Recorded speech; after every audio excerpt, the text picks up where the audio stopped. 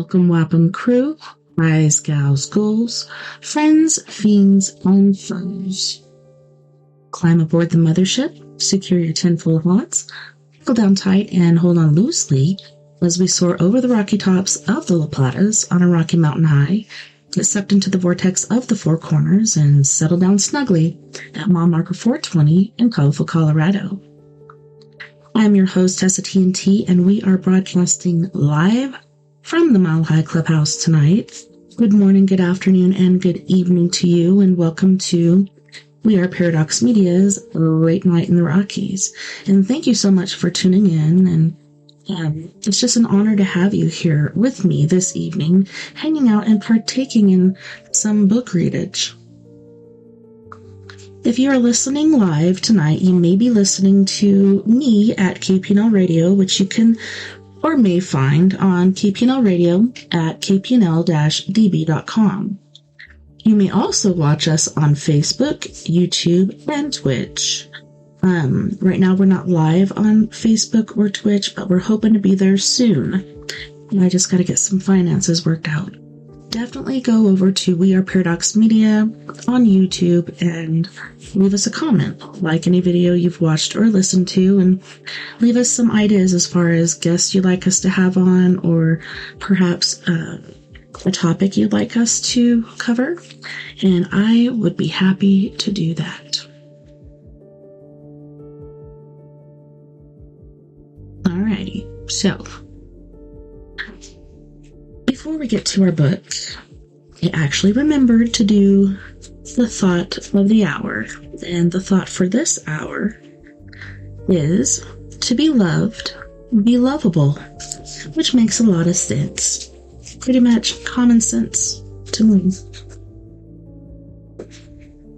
Okay, so the book we're getting into is by, let me get his name again, Brian Calejo, and he has written the book Charlie Hernandez and The World of Shadows. There's actually 2 more books after this, so it'll be interesting to see how good this book is, and if we want to carry on with the series after this book, or if we want to move on to something else.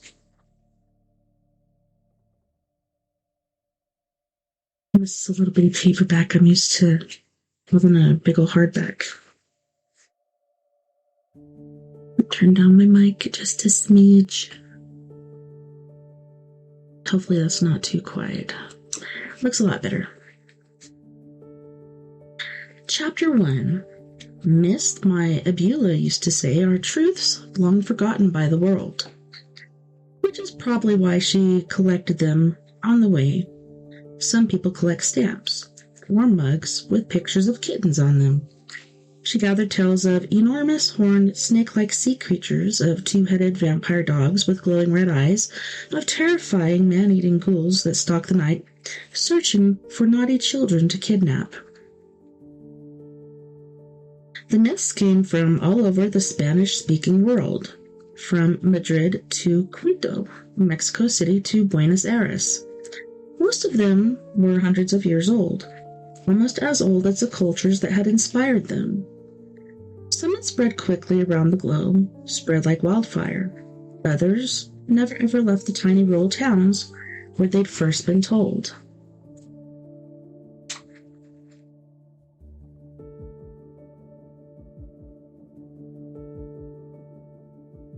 Turn up this background just a little bit. Just a smidge. There we go.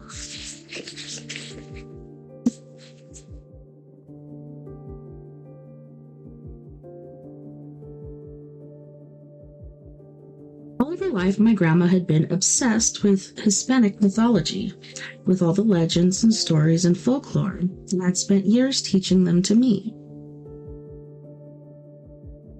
When I was little, we used to hang out in the kitchen on lazy Saturday afternoons, me in my Power Rangers PJs and chinchuladas, and abuela telling her favorite tales from memory, making the epic battles and ghoulish monsters come to life with every gesture of her brown and wrinkled hands. Afterward, she would quiz me on what I'd heard, we played this little game, sort of like Pictionary, where she'd draw a quick sketch of one of the characters, and I would have to guess who, or in most cases, what it was. If I got 4 in a row, she'd let me eat leche condensada right out of the can, which might have been the only thing that I enjoyed more than listening to her stories. At the time, I thought it was all just for fun, a cool little game between the two of us, but I should have known better. My abuela hated party games. Abuela, I can't remember. Chapter 2. I still remember the first night in the police station like it was yesterday. The tall sheriff's deputy telling me that everything was going to be okay, that there was nothing for me to worry about, that they'd find my parents, promising me that. Then he handed me a chewed-up number 2 pencil, dropped a yellow notepad on the desk in front of me, and told me to write down everything I remembered. Told me not to leave anything out, not even what I was feeling. I'm not sure which was more embarrassing, the fact that I could barely hold the pencil in my sweaty, trembling hands, or that I didn't have anything to write. See, I wasn't there the morning my parents went missing. I was at the local guitar shop, and I wasn't there late that afternoon when our house burned down. I'd biked over to Zoo Miami for the day. So 45 minutes later, I had gotten down only 2 words. They were the truest words I'd ever written. I'm scared. So scared I could barely breathe. So scared I could actually feel the blood pulsing through my hands and feet. But I didn't write any of that down. Instead, I sat frozen in the small interrogation room with tears running down my cheeks, waiting for the deputy to come back, waiting to wake up from this horrible nightmare. And that was when the pain came. It felt like 2 little big stings up near my temples, hot and sharp but lasting for only a moment. I remember running my hands through my hair and feeling something strange.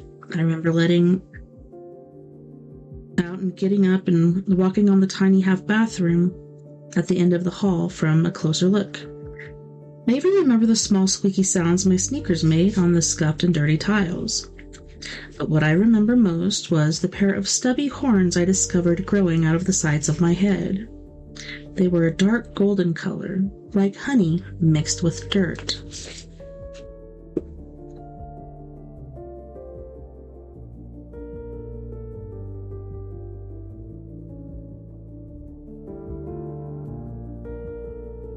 Chapter 3. That day was the single worst day of my life, but the days that followed were almost as bad.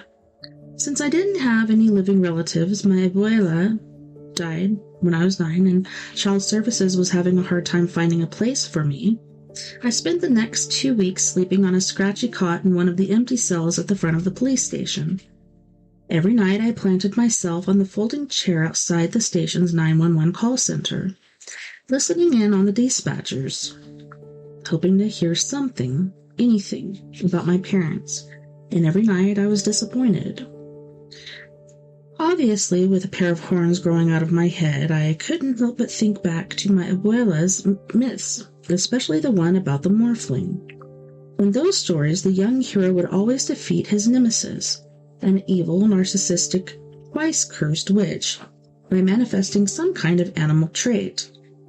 It was usually something odd like fins or hooves or an armadillo shell, and even though it seemed sort of similar to what was happening to me, minus the whole fighting an evil witch part, of course, I honestly didn't see how a fairy tale could have anything to do with my current situation. They were just made-up stories, kid stuff. Then about a week later or so, the horns suddenly vanished. I couldn't explain it. I just woke up one morning, felt around underneath my hoodie, and they were gone. At that point, I just assumed, like most people probably would, that I'd had some sort of nervous breakdown.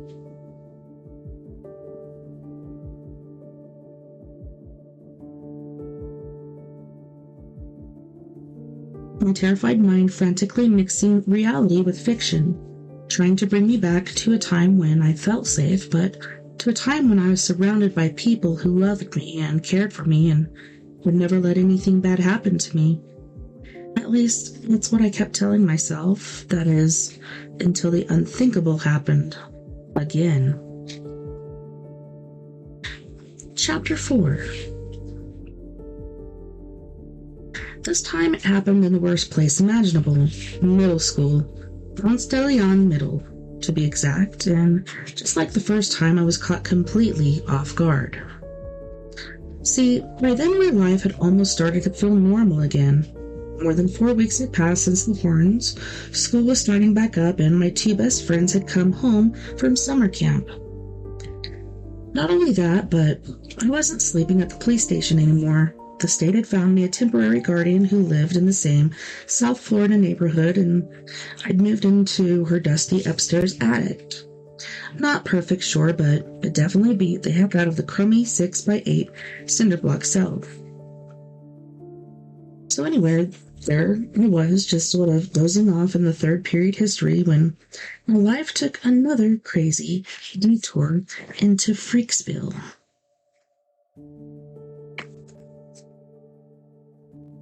Unlike the horns, this particular manifestation started with an itch. A hot, sort of painful itch way down on my back. Then the itch began to spread. My sides, along my shoulders, down the backs of my arms. It felt as if an army of creepy bugs were crawling all over me. I started to scratch and scratch, but it didn't help. Itchy only got worse, my skin growing hotter and redder and ridiculously scaly. And that's when it happened. That's when a fat gray feather burst through the skin in my forearm like a zombie hand bursting out of a grave. For half a second I wondered if Mr. Henry's snooze-inducing lesson about the French Revolution was somehow making me hallucinate, which, by the way, wouldn't have been the first time. Then another feather sprang up, this one through a tiny pore in the crook of my left arm, and I felt my blood turn to ice. "Oh, Dios mío!" I screamed on the inside. "Not again!" Jumping to my feet, I raced for the door, snatching the big red hall pass from the pegboard on my way out. Behind me I heard Mr. Henry shout, "Hey Charlie, where are you going?" But I didn't stop. Didn't even look back.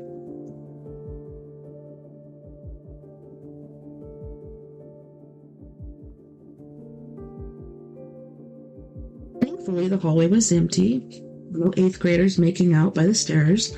No hall monitors lurking with their bright yellow t-shirts and walkie-talkies.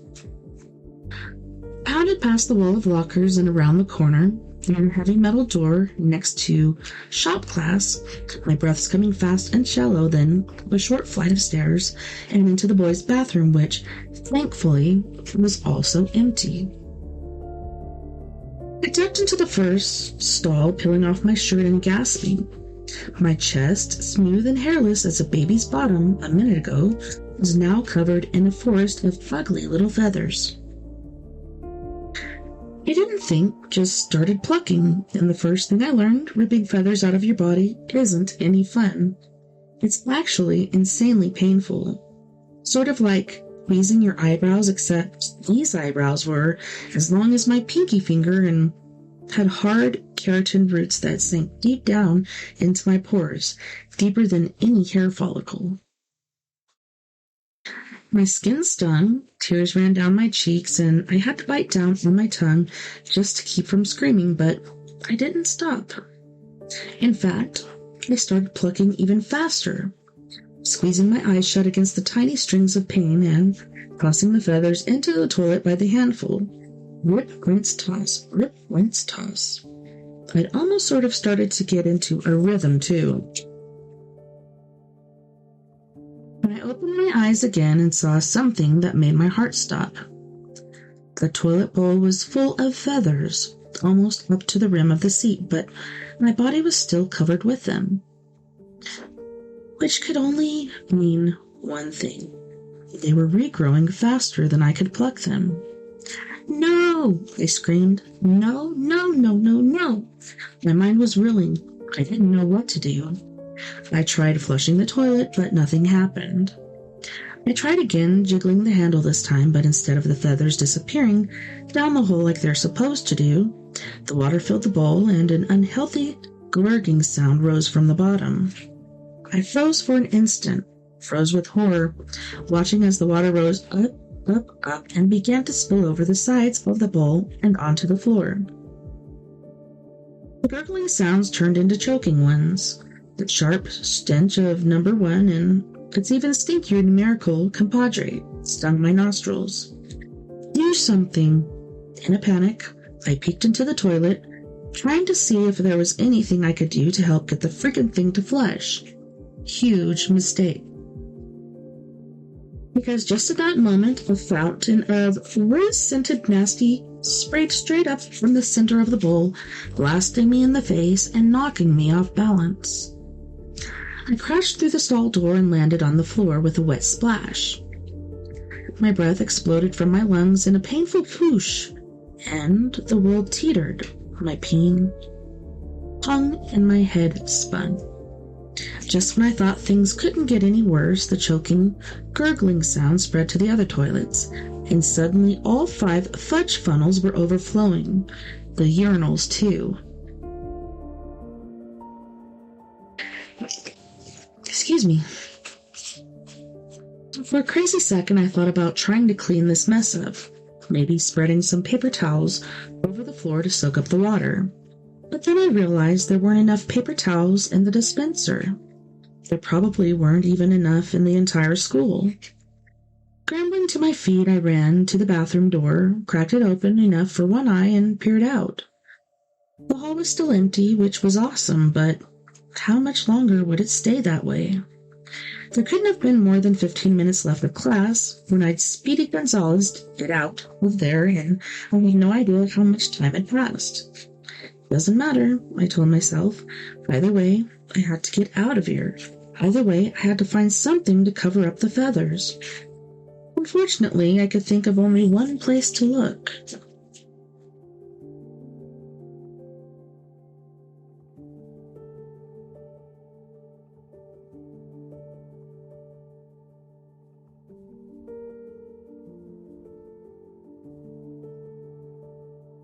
Chapter 5.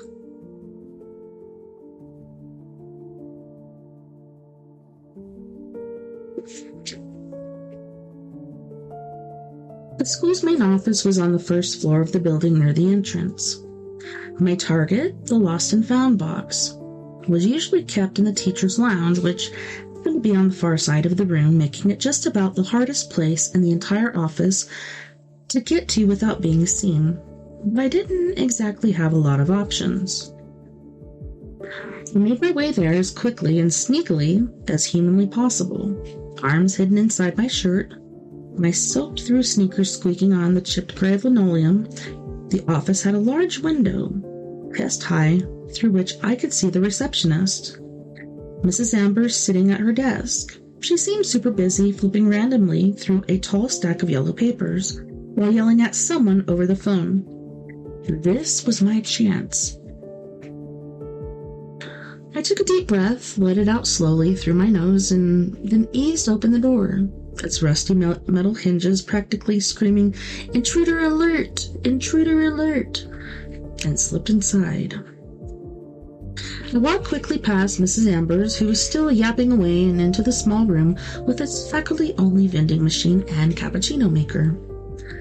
The moment I stepped inside and saw the lost and found box sitting on the big laminated desk in the middle of the room, I was so excited I almost burst into a full-on theatrical rendition of La Cucaracha. But there wasn't any time for that, so instead I just gave a little fist pump and started for the box. I was just reaching for it when a deep, gruff voice spoke up from behind me. "What are you doing in here?" I rolled around in surprise. Mrs. Kirilenko was standing in the doorway, arms crossed. Mrs. Kirilenko was one of the new teachers at our school, and even though she taught only a small group of students, only 8th grade and only those in the gifted program, her reputation for being a ruthless disciplinarian has spread through the student body like a bad case of pink eye. She was literally the last teacher on earth I wanted to run into. I'm just looking for something I lost in homeroom, I said.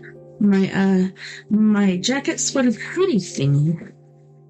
Translation: anything in that box with sleeves, it's mine. The dark eyes narrowed in an things are not right, something's up kind of way. Is that a feather sticking out of your sleeve? She asked in that thick Russian accent of hers. A feather? Huh, what? I took a tiny, terrified step back, bumping up against the freezing cold wall. No feathers here, just skin and bones, like your average, completely normal middle school. She cornered me with her bulky frame. Take your arms out of your shirt. Excuse me? I squeaked. Now. Her voice was so loud, so intimidating that I had no choice but to obey. Slowly, grudgingly, I pulled my trembling arms out of the sticky sleeves of my t-shirt and watched as Mrs. Kirilenko's eyes nearly popped out of their sockets. I can explain, I started to say, although I actually couldn't. Not even a little. But she never gave me a chance. No need, she said, shooting up a hand to shush me. I already know what is going on here. My eyebrow shot up. You do? Bah, of course I do.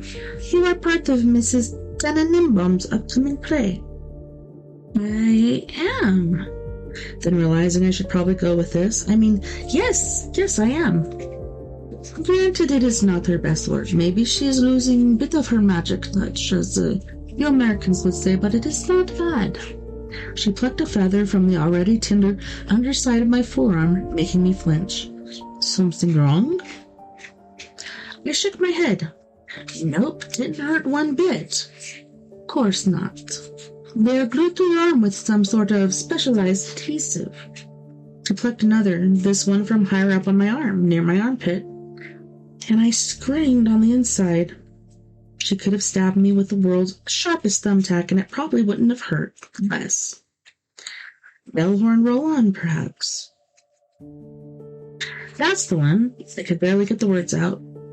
What most around here failed to realize is that I was member of Russian intelligence committee before becoming teacher, she said. So one must wakey pretty early in the morning to pull the old bear caucus over these Muscovite's eyes. Then, with a hint of a smile, which I suspected was the most you ever got from Mrs. Kirilenko, the not-so-friendly giant strode briskly over to the big round desk and peered into the box. I tell you, with how little money the state government is giving to schools nowadays, it is no wonder Mrs. Tannenbaum is raiding lost and found box for wardrobe. Fortunately, we have very resourceful teachers in the school. She tips the box towards me, and I almost burst into tears right then and there.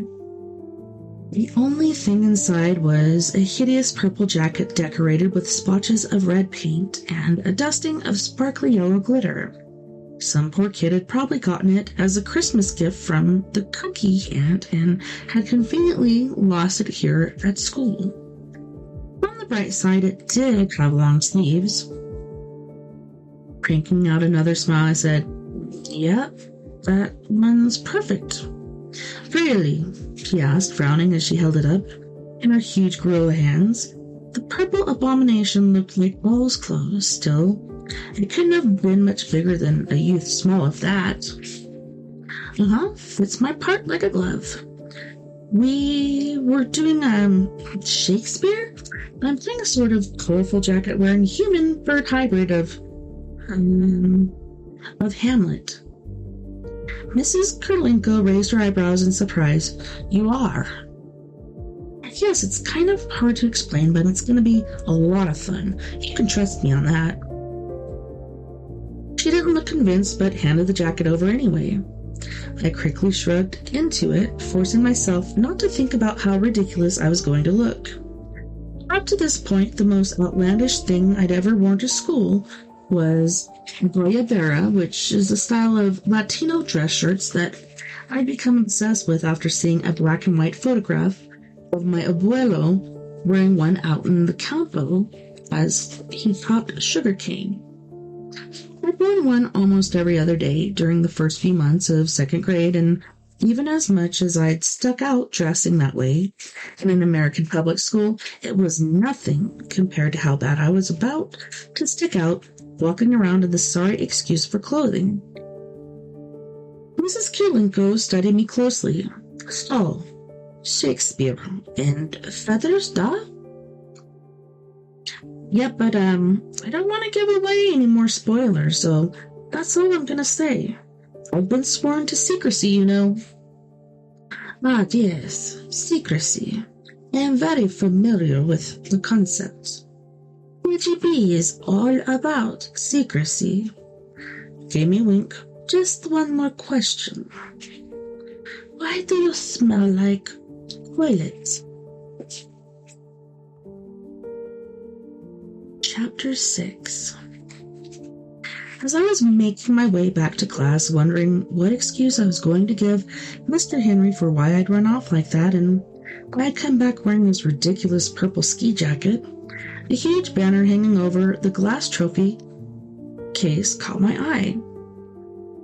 Glittering tinsel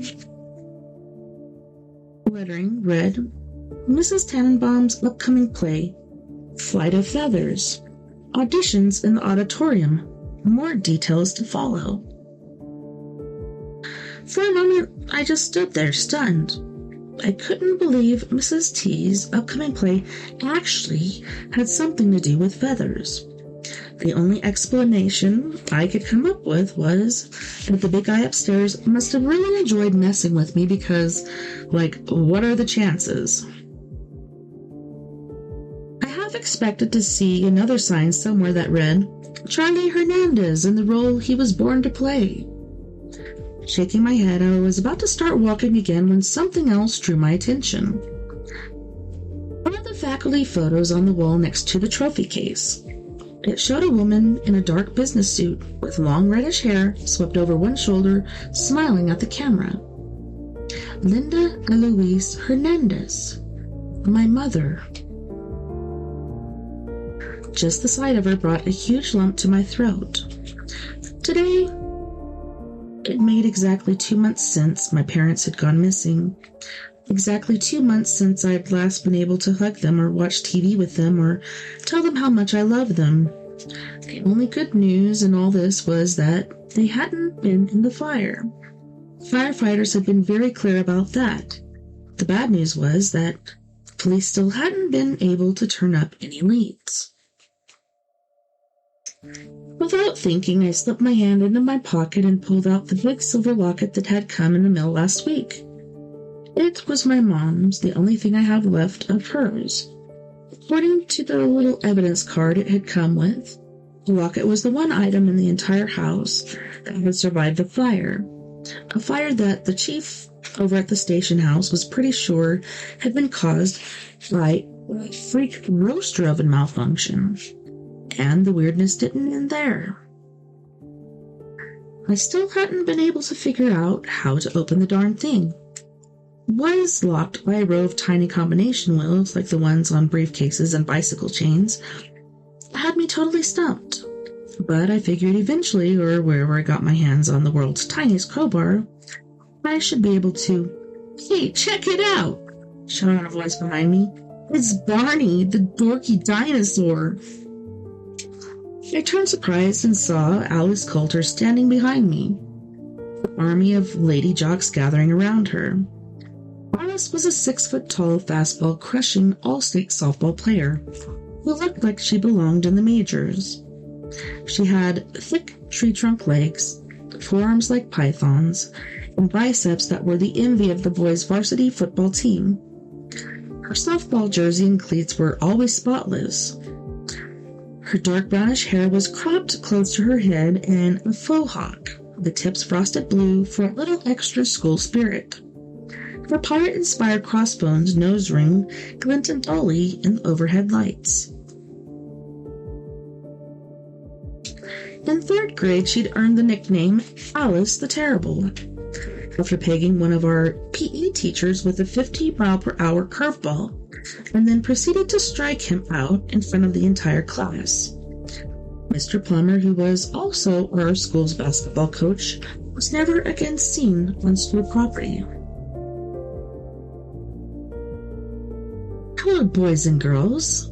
I'm a big purple loser," Alice said, doing her best Barney impersonation.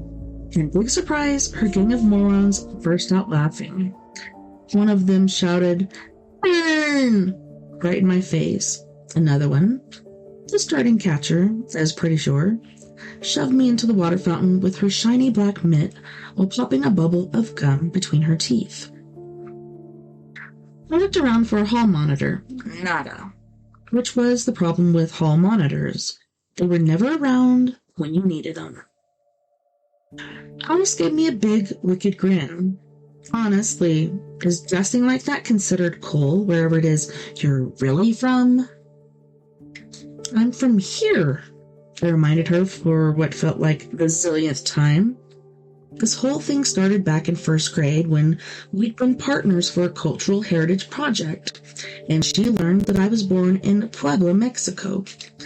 My dad's family is Mexican and Portuguese, and my mom's is Cuban. I tried to explain to her that my parents had moved here when I was only 1, so America was the only country I'd ever called home, but she didn't seem to get that. It sucked that some people would never accept me just based on my parents' nationalities and the color of my skin. "Sure you are, essay." Alice's gaze narrowed. Then she stepped forward and snatched my mom's locket out of my hands before I could react. "Hey, give me that back!" I shouted, lunging at her, but 2 of her henchmen grabbed me. They slammed me roughly against the wall of lockers and held me there.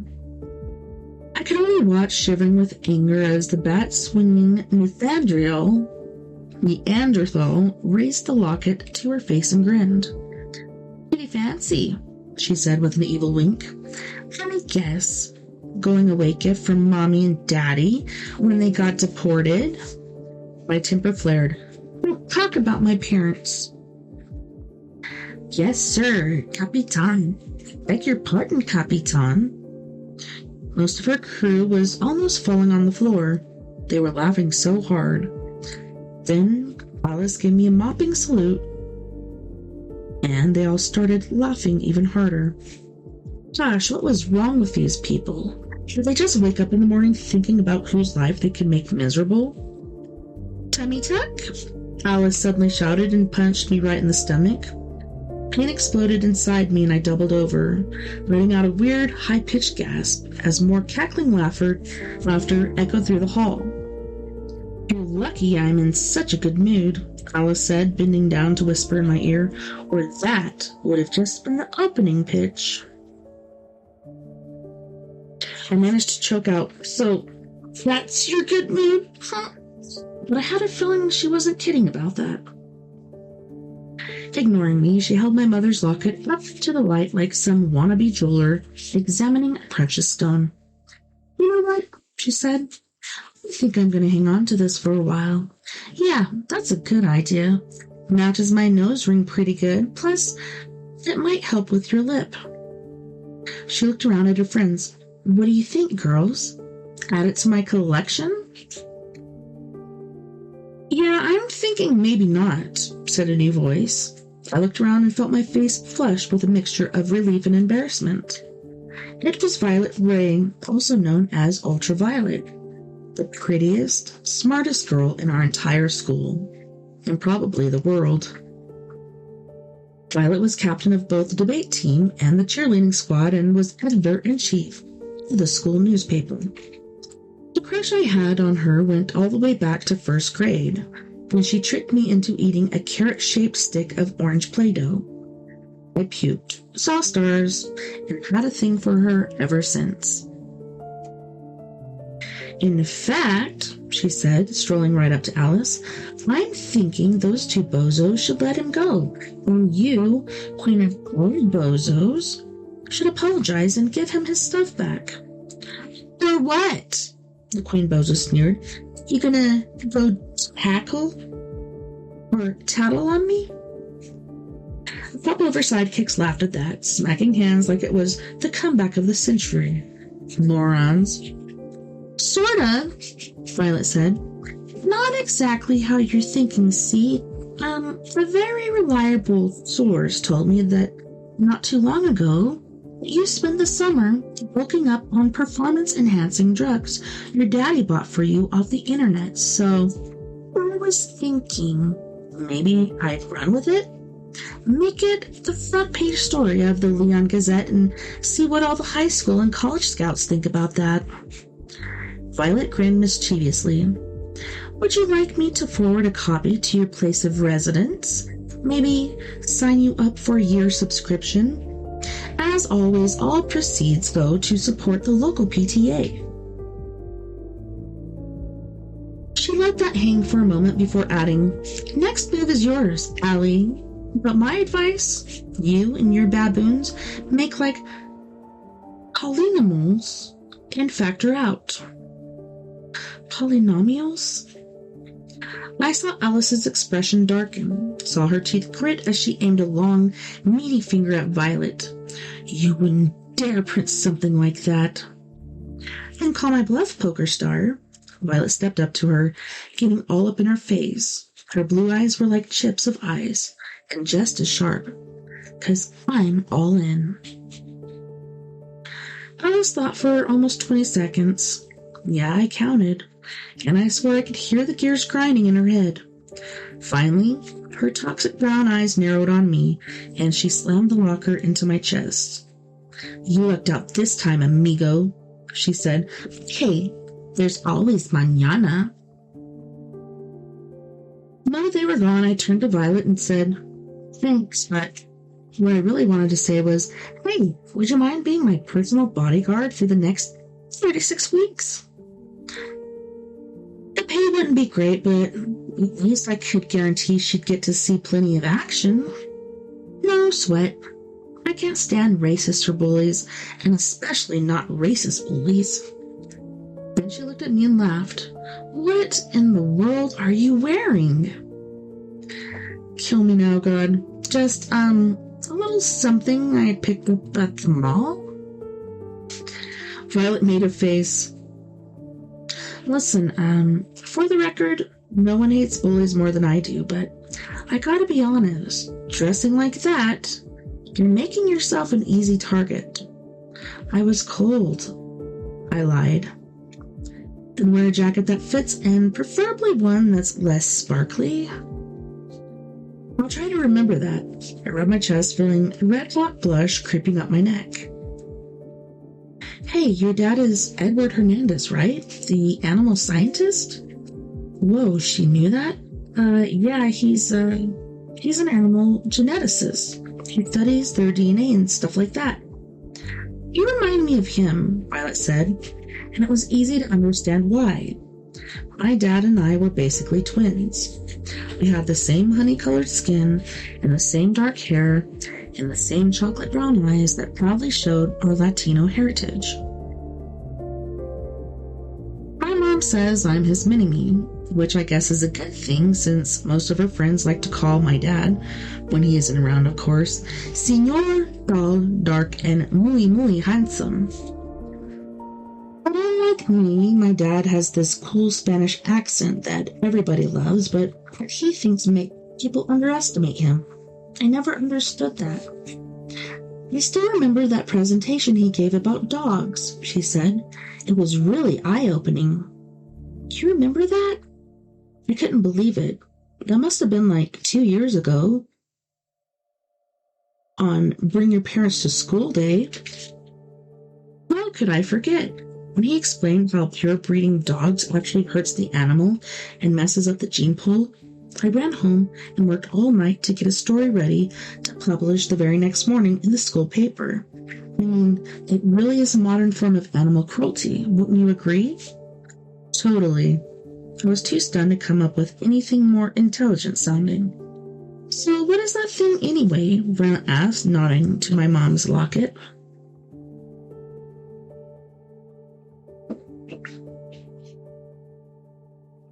You mean this? When I held it up, her eyes got all huge and excited. Oh my god, it's beautiful! Where did you get that? I caught a whiff of her and she smelled like strawberries and cotton candy and, was all I could manage. You don't remember? No, I do. It's just something I found. I hope I didn't sound as stupid as I felt, though I was pretty sure I did. It looks to me like a hybrid of a bullet necklace and a locket. Definitely silver.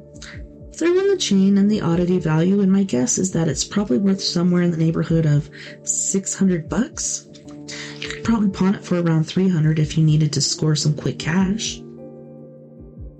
I must have looked pretty stunned because she quickly added, my dad owns an antique shop downtown. Sometimes I work the register.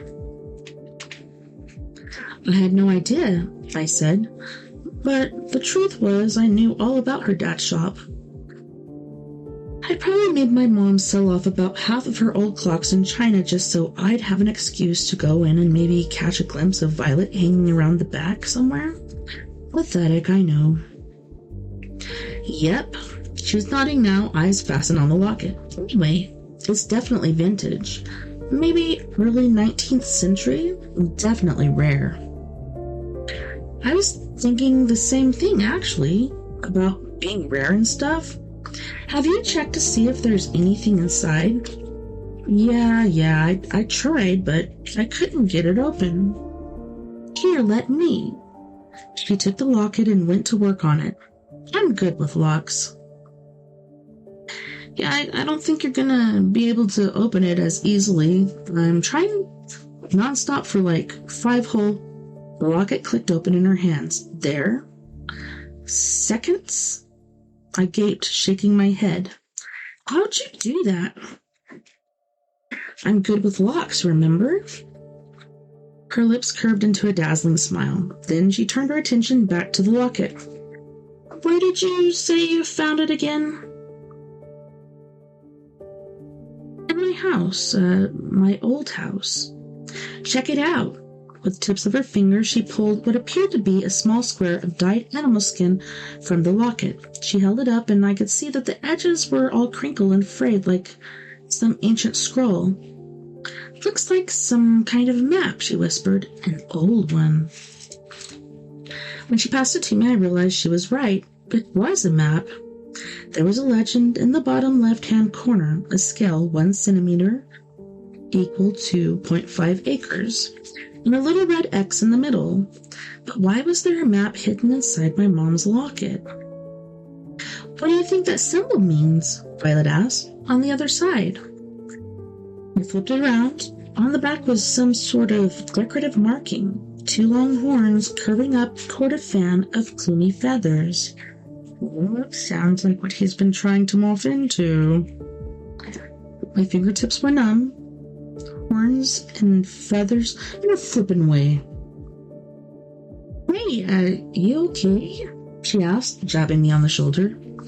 I gave a shaking nod as she handed me back the locket. Where did you say you found it again? She asked. It was in my room, in my other... Excuse me, rasped a voice from up the hall. We both turned to see Mrs. Porter, the school's home ec teacher, poking her head out of her classroom. She had a crusty wooden spatula in one hand and was pointing at us threateningly. A glob of spaghetti sauce dripped off the spoon-shaped end, splattering to the ground between her feet. This isn't a coffee shop, she said. You two need to get back to class now. Her pretty little eyes narrowed on me. And what God's name are you wearing? She's cold, Violet said. Mrs. Porter looked like she'd just been told the earth was actually square. But it's over 90 degrees out. Might actually be closer to 88 with the wind chill factor, I threw out. What else could I say? Mrs. Porter stared at me for another long moment, as if her brain absolutely refused to let her accept what she was seeing. Then she said, "Your generation lacks any sense of propriety, friend style. Now get back to class." Chapter 7. When the final bell rang, I headed out to the bleachers by the PE field to meet up with Alvin Campbell and Sam Rodriguez, my two best and only friends. I jokingly called them Los Chimaguas, which means the twins, in Spanish, because I don't think there were two people on the planet who looked less alike.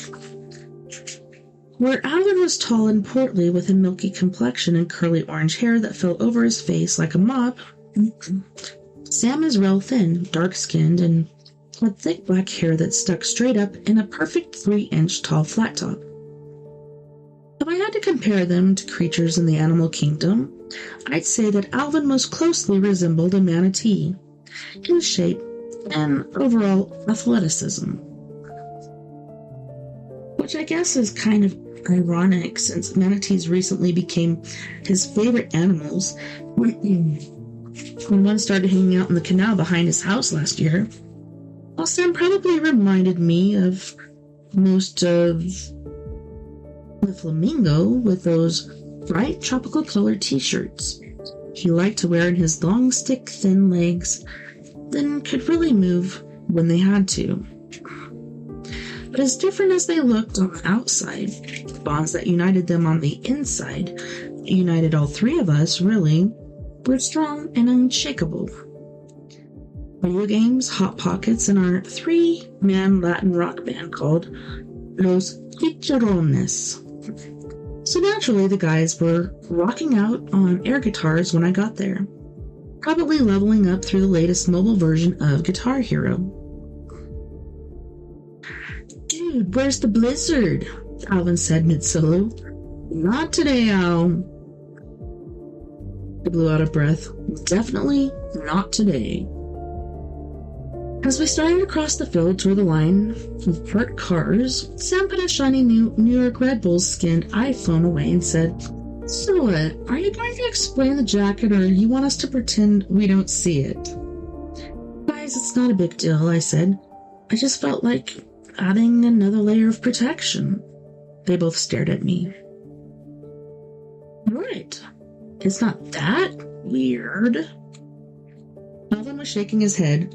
"Dude, I just need you to understand that when you wear stuff like that, you bring down our entire group average. People are going to start thinking we're weird." "They already think that," I pointed out.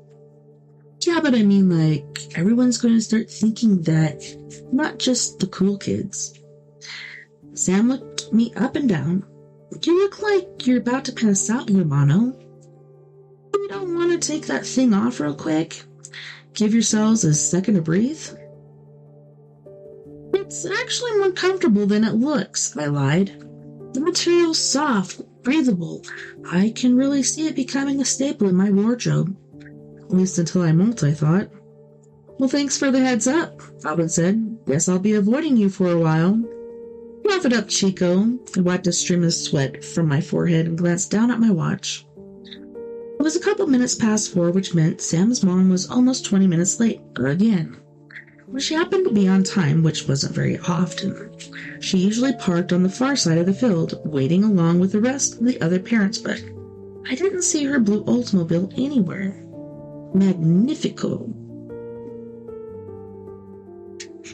"You know, this whole ski jacket in the summer thing kind of reminds me of this local story my mom told me," Sam said. "Last year, a friend of hers started wearing winter coats in July after giving birth to triplets. Then she started carpooling," and he suddenly trailed off, his gaze drifting over my shoulder. "Is this supposed to be a cliffhanger or something?" Alvin asked, giving Sam a funny look. Sam didn't answer. He just kept on staring, and it took me a couple seconds to realize he was actually looking at something, or someone. I spun around and saw Violet Ray coming up behind me, her glittery JanSport over one shoulder, her big purple cheer bag over the other. I thought there was a hint of a smile on her pretty pink lips, but could have just as easily been imagining it. "Hey, Charlie, what's up?" she said. "Nothing much, Violet. What's up with you?" Out of the corner of my eye, I could see Alvin and Sam with stupid OMG expressions plastered across their faces. Alvin looked like he'd swallowed a dinosaur egg and realized it had just hatched in his stomach. I couldn't exactly blame them. Violet held up a finger and clicked it at me. "Think we can chat for a sec? Alone?" Sure." We walked away together, and once we were out of earshot of the guy, she whispered, "So, when are you going to find out where the map leads?" "Oh, I wasn't really gonna," I lied. "What?"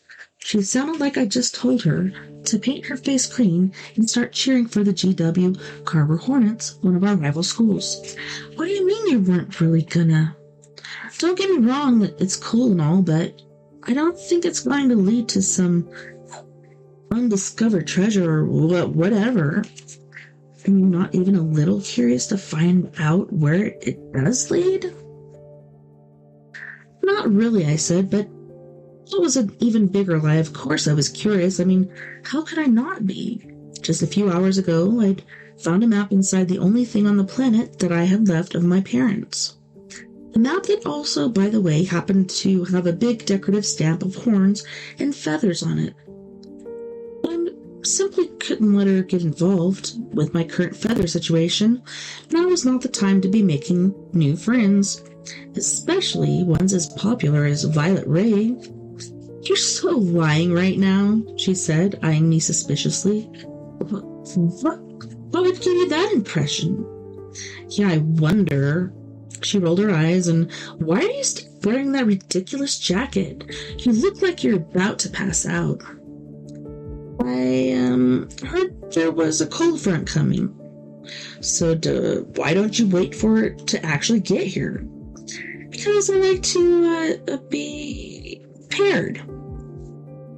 I winced, wondering just how stupid I could make myself look in a 60-second conversation. My guess was very... "Fine." Violet crossed her arms over her cheer jersey. "But I should warn you that I'm a very curious girl, Charlie Hernandez. A very curious girl. And the fact that you're being all dodgy is only making me even more curious." I'm sorry." She eyed me for another moment, then dragged a hand through her thick blonde bangs. "Charlie, the feathers are showing," she said with a sigh. "My what?" I nearly shrieked. I looked down and saw it was true. A couple of feathers were poking out of the cuff of my sleeve. "My jacket's got a little rip," I said, quickly stuffing them back in. "I've been trying to get it fixed for a while now, but my tailor's on vacation?" "You know, tailors."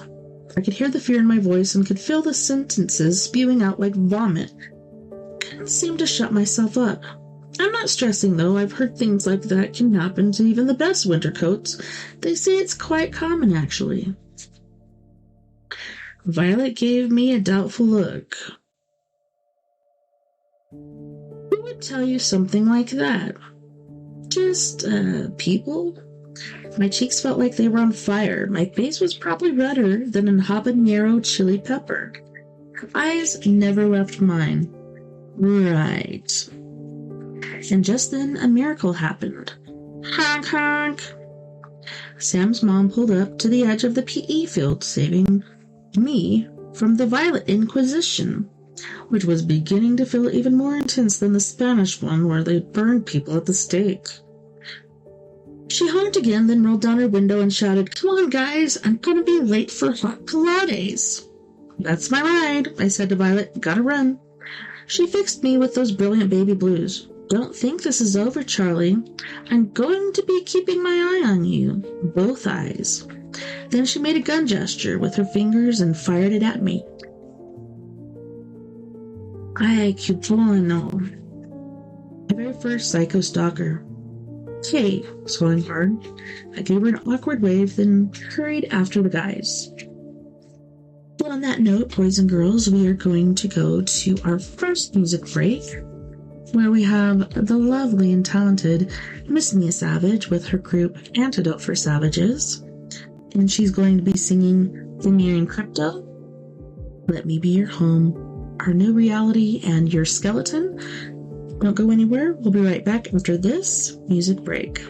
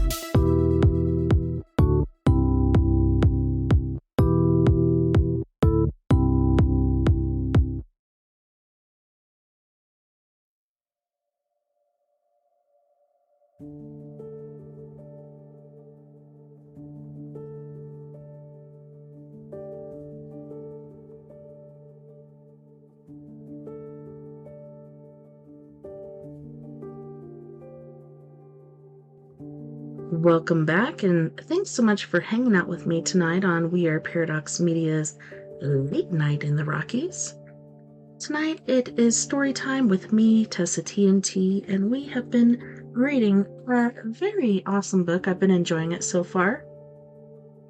And it is by our good friend, Ryan Calejo. And It is Charlie Hernandez and the League of Shadows. I've really been enjoying it. And it's colder down in Miami. I actually lived in Miami for a little bit in my childhood after my mom was killed by a drunk driver, and it was hard for my dad to live in the area. First, it was in the house that we lived in, and then it was in Arkansas, period. So then we moved to Miami, Florida. Talk about culture shock. Kids there used to bully me because I'd say the all the time instead of the. When you're supposed to say the, whatever. I still don't get it. It's not the, it's the. And they're like, no, it's the. Oh, man. You can't win in some circumstances. But yeah, thanks so much for hanging out with me. It's been awesome so far. I'm hoping you guys are enjoying it as much as I am. Before we get back into story time, it's the positive thought for the hour. This one says, the dictionary is the only place success comes before work. You get it? Because it's alphabetically correct? Yes. Alright, well, let's leave that where it lay and get back into this fantastic book. And I was a little late pulling up the thick of it last time, but we got it now. All right.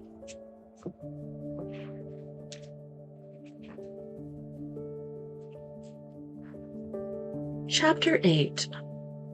Make sure we're good over here for my Spreaker peeps, my Spreaker fam. Looking good. All right. Chapter 8. The entire car ride home, the guys pestered me with questions about Violet. What did she want? What did she say? What does her breath smell like? Glitter? Cupcakes?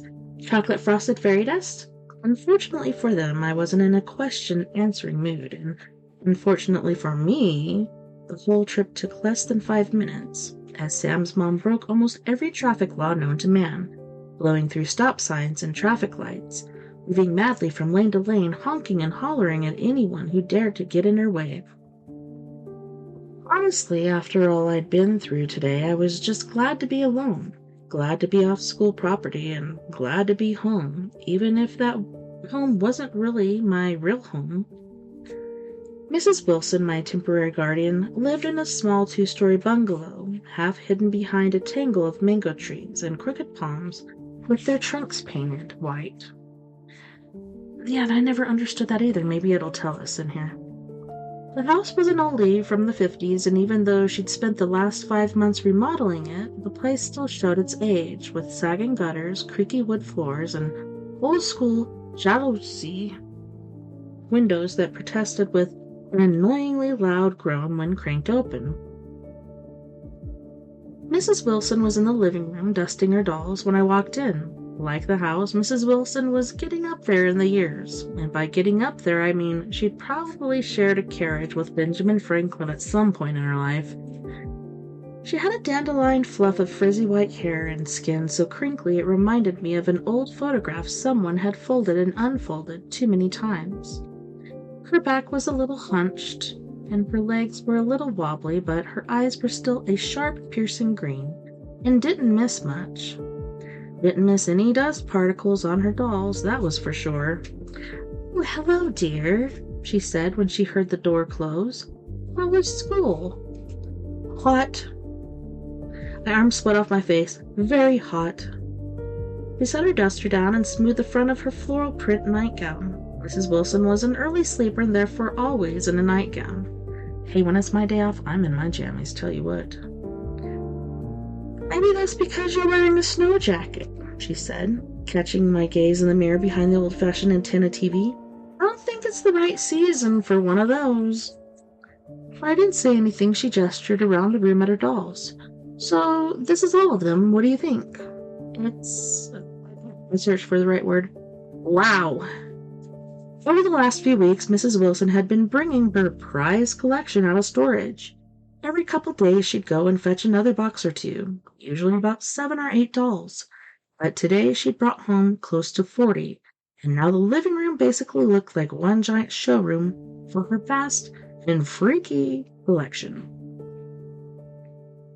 There were little dolls everywhere, sitting on sofas and armchairs, perched on shelves, staring blankly across the room from pint-sized rocking horses and cribs. Some of them were big for dolls, and sported even bigger smiles, while others were tiny and had terrified expressions on their pale plastic faces. They wore everything you could imagine, from miniature vaquero jackets to extravagant baina dresses. Bayana dresses that must have taken months to sew. According to Mrs. Wilson, she started her collection when she was only 5 years old, and had since traveled the world, buying a doll or two in every country she visited. There are certainly a lot of them, she said, with a proud sort of grin. They fit the space quite nicely, no? I nodded, trying to be supportive. Very nicely. Oh, I almost forgot. Are you interested in a little dinner, dear? She nodded toward the kitchen, where I could smell something rich and creamy bubbling away in one of her huge, old-school cast-iron pots. I whipped up some escargot à la bourguignon. Bourguignon? That smells finished in a delicious herb butter sauce, just like they make in France. That sounds amazing, I said, but it was all I could do to keep my tears in check. Ever since I was little, my mom would cook up all kinds of tasty traditional dishes for me. She'd make seafood, paellas, in the old Spanish way, chili rellenos using real Mexican chilies, arroz con pollo, pollo with the exact spice combination her family had used in Cuba for generations. My mom taught Spanish and Hispanic culture at my school and always said, you can learn everything about people from what they ate. I missed her a lot. And now, anytime someone mentioned any kind of cultural dish, I missed her even more. I'll prepare a plate for you, Miss Wilson said, moving past me. Oh no, actually, I think I'm gonna have to pass. I have a ton of homework. I'll just have a Snickers or something if I get hungry. Usually just thinking about my parents made me lose my appetite. Today I had even less of an appetite than usual because I was so anxious to take a closer look at that map. And the whole snails and butter thing didn't exactly get my digestive juices doing the salsa either. Yeah, I tried snails on the one and only cruise I went on, and it was to Mexico, and I did not like escargot, and yuck. I don't see what the whole hoopla is about it.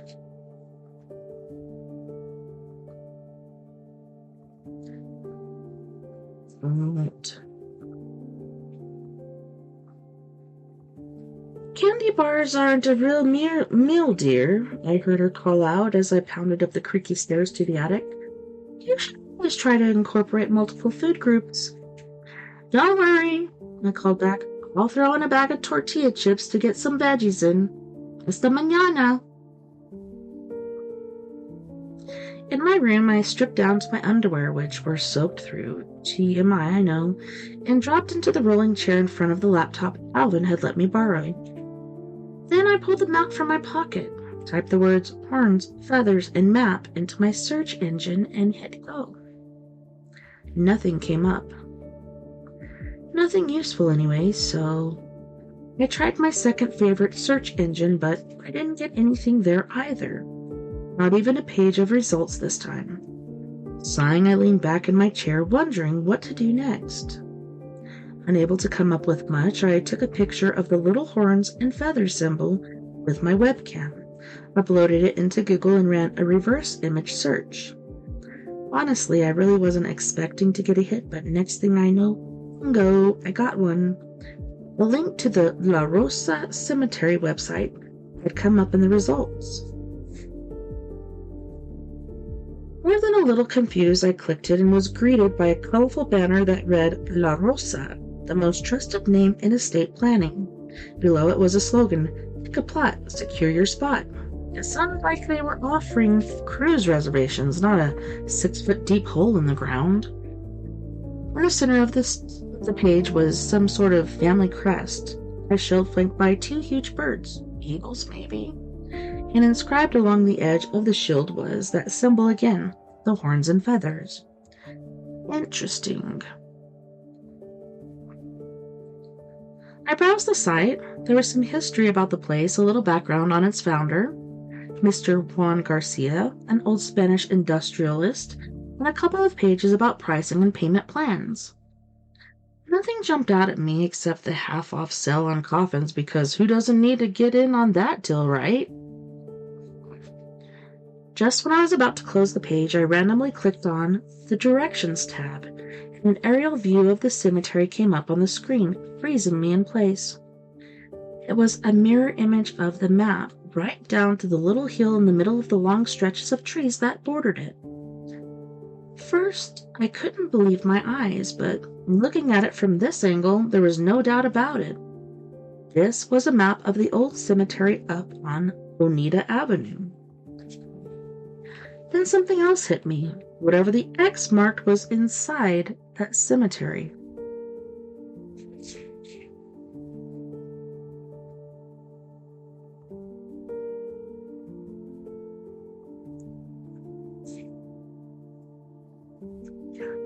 The idea hadn't even fully formed in my brain, and already I could hear my parents telling me that it was a bad one. My mother saying something like, "Mijo, ni lo pienses." Who in their right mind follows a map they found in a locket to a cemetery? It's stupid and dangerous. What do you even expect to find? And she'd probably be right. It was stupid and dangerous. Heck, the trip alone was a 6-mile bike ride in each direction. Not to mention that the fact that the only way there was through a super shady part of town. But as sure as I was that my parents wouldn't approve, I knew I had to go.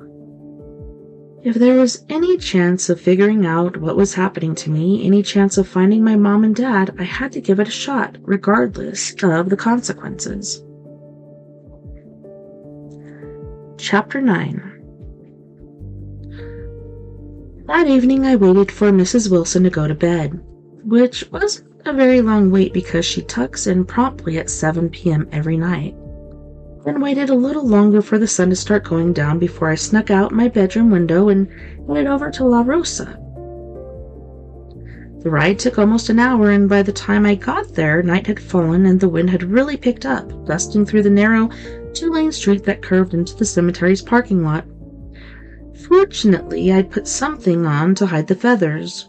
My own normal full-size, non-sparkly hoodie this time, so the drop in temperature was more of a relief than anything. I laid my bike by the entrance and looked around. Sorry, I gotta lower the sound again to an even number. There we go. Maybe we'll go for 64. Yeah.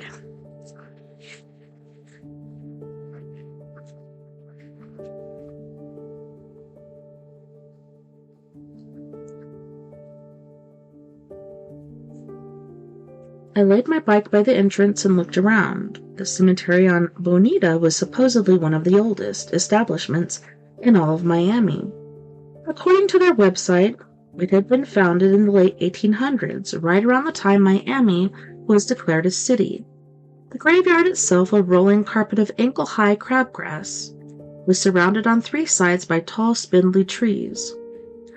A twisted wrought iron gate guarded the entrance, hanging from a pair of giant rusty hinges. The gate shivered slightly in the breeze, making this sad, high-pitched whine that sounded like a wounded animal. Beyond it, sunken tombstones and towering mausoleums created a haphazard maze of stone and marble that seemed to run on forever. I could hear a chorus of spooky sounds coming from somewhere deep inside. Low moans and echoes, creaking branches, and a constant tap, tap, tap on stone. But I told myself it was just the wind. It had to be. Still standing there staring at this huge, creepy place, I instantly regretted not asking Alvin or Sam to tag along. But it was too late now. Stuffing my hands into my pockets, I walked in through the main gate, which someone had forgotten to close, if it even closed anymore, that is, and began picking my way around the grave markers, trying not to think about the bodies rotting just 6 feet under. Wispy tendrils of fog wound through the grounds, creating a freaky 3D effect. The headstones poked up through the fog like hundreds of crooked teeth. I tried not to think about those either. About 20 yards in, I stopped to check the map. It was dark in here, much darker than by the entrance, but the yellow glow of the street lamps across the road provided just enough light for me to see. And judging by the little pictures, it wasn't too far now, another 15 yards or so, and whatever the X marked should come up on my right. Almost there, I told myself, pocketing the map.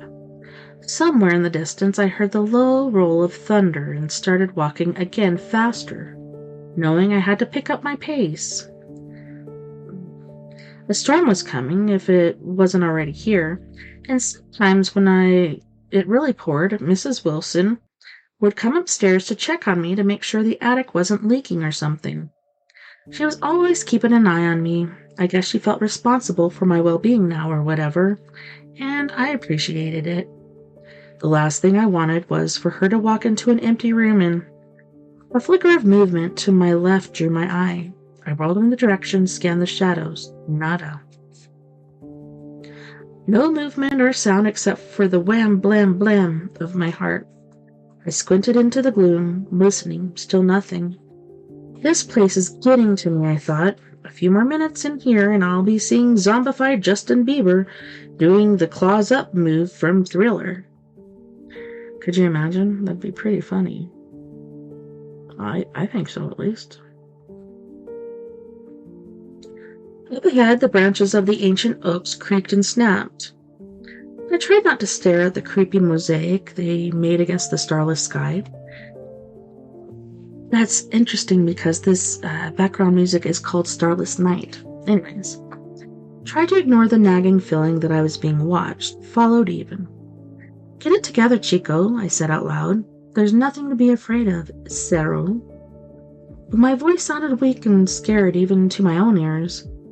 There was a vibe to this place, a sort of lurking uneasy feeling that put a chill in my bones. And even though I knew it was probably all in my head, I also knew I didn't want to spend one more second in here than I absolutely had to.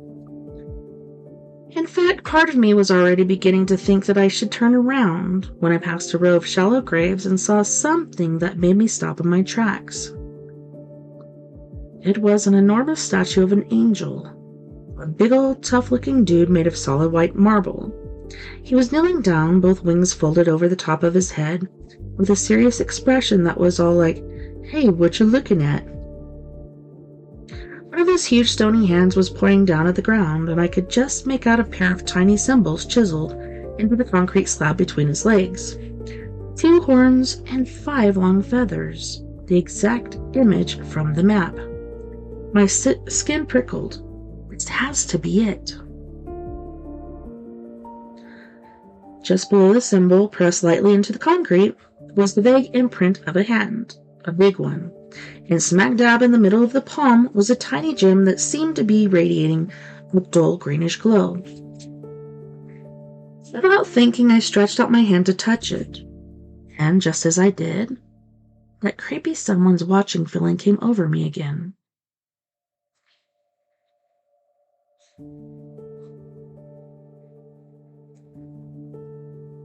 Holding my breath, too scared to move, I flicked my eyes from left to right, scanning my surroundings, but at first it was too dark to see much of anything. Only shifting shadows and the blocky, bulky outlines of the gravestones. Then a silver sliver of moonlight sliced through the cloud cover, and I felt my mouth go dry.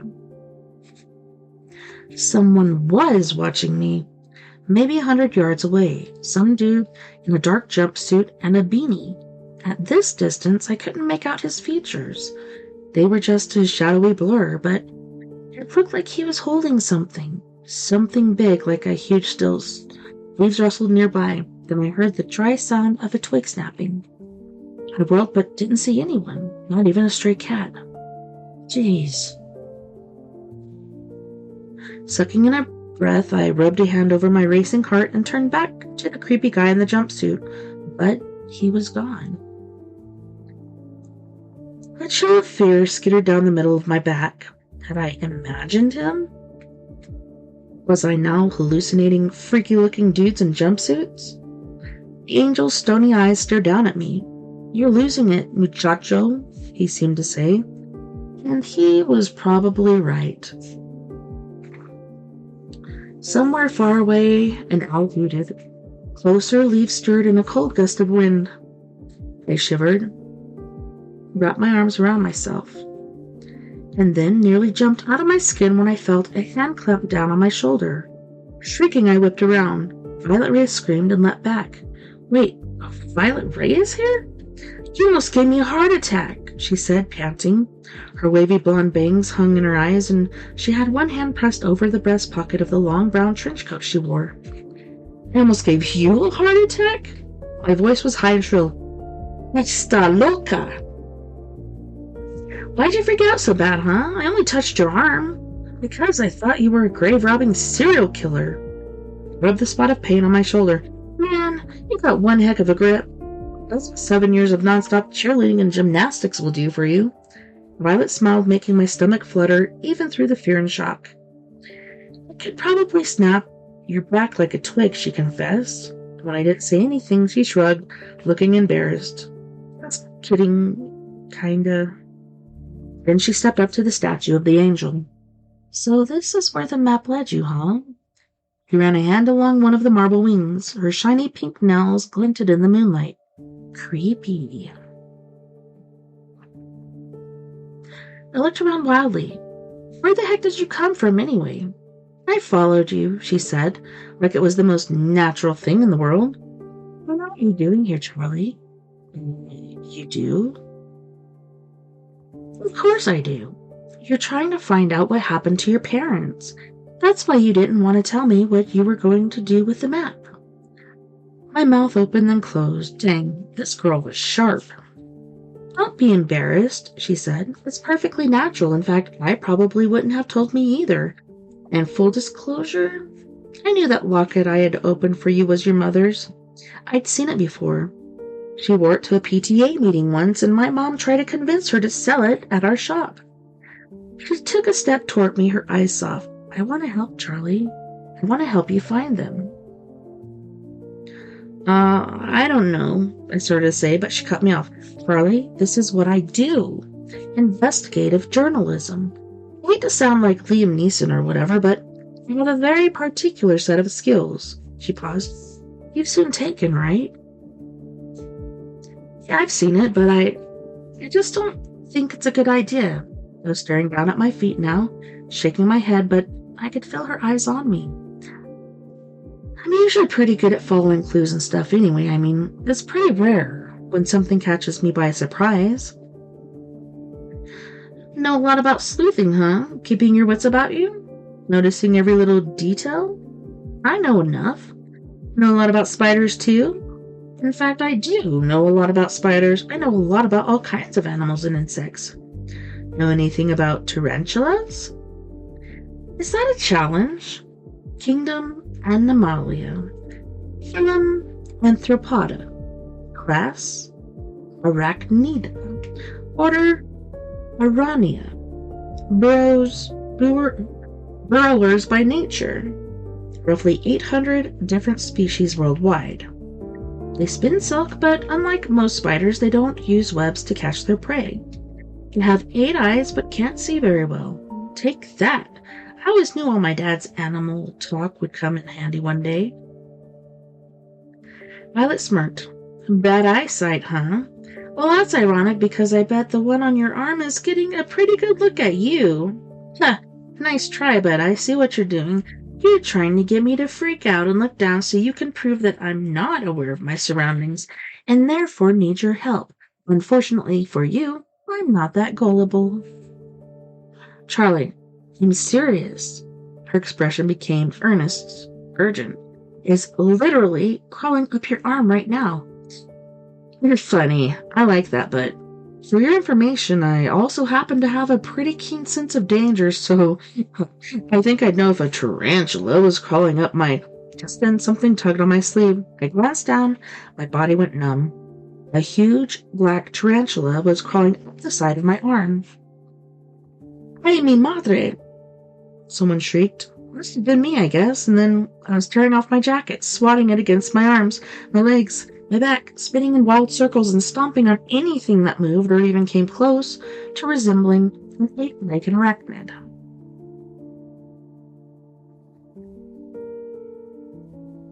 "Did I get it?" I thought frantically. "Did I get it, huh? Huh?" Violet didn't answer. I danced right up in front of her and yelled, "Did I get it or what, Pika?" But she just stood there staring at me with wide bulging eyes, and then I realized why. My jacket, I was exposed. "Lord," my mind screamed, "Run, run, run," but I couldn't run. I couldn't even move. I could only stand there frozen with fear and shock, waiting to hear the next words out of her mouth. I expected something like "freak" or "freaky animal." At least that's what I probably would have said to me, but had I been in her position. But what she finally said was, "Awesome." Chapter 10. You're like a beautiful blood-speckled angel. I could feel an embarrassed blush creeping up my neck. The blood is on account of my pores being too small for the feathers, so they bleed a little, but you think I'm beautiful? I mean, my plumage? Duh. Violet was circling me now, looking me up and down like I was Michelangelo's David or something. "But no wings, huh? That's too bad. I've always wanted to fly. You know, like Lois Lane in the original Superman movie." "Give me a day or two," I said. "Wouldn't be surprised if I sprouted a pair." She held my gaze, her eyes electric. "So, what are you?" she asked finally. "What do you mean, what am I?" I snapped. "I'm a boy." "Boy." She put her hands up. "Easy there, Pinocchio. I was only asking."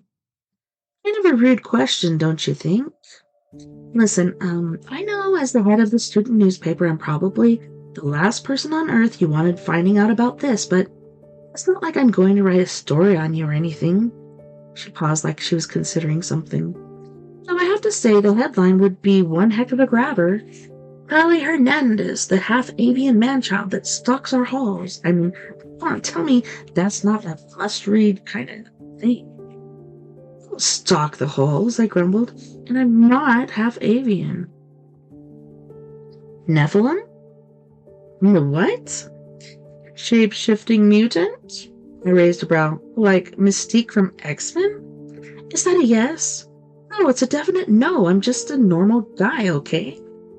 I started pacing back and forth in front of the angel, thinking, I can't believe I'm having this conversation right now. I can't believe I have to defend my humanity of all things. "Listen, this," I said, gesturing at the feathers, "todo esto feels like a nightmare, and it's definitely not something I've been dealing with all my life, believe me." "So, when did it start?" "The day my parents disappeared," I said before I could catch myself. Her gaze sharpened. "I should probably start there then." "What? No, you're not investigating this. This isn't some local fast food place putting horse meat in their burger patties. This is my life." Violet looked surprised. "You read that story?" "Yeah, and I loved how you worked in the factory farms and animal abuse angle, but no, this is not some investigative journalism piece." She gripped my shoulders, the sudden intensity in her eyes more than a little freaky. "Carly, I don't know if you realize this or not, but your feathers and your parents' disappearance are linked. Just consider the circumstantial evidence. All your life you've been normal, right? Your words, then your parents vanish and all of a sudden you'd start experiencing this kooky transformation? It's one case, and you're going to need someone with extensive investigative experience to help you crack it. Again, not that I'm thinking of doing a story on you or anything, but a chance to investigate something like this? The hours of painstaking research, the thrill of the hunt, the exhilaration, when all the pieces finally clicked together? She trailed off. Her eyes were huge, her dark blonde hair whipping around her face in the breeze.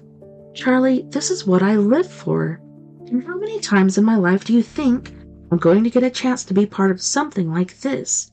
Do you seriously want to deprive me of that kind of life experience? Yes, I said. Then I turned and started walking away. You're so not being fair right now, Charlie Hernandez, she shouted after me. You're acting like a selfish little boy. A selfish little boy.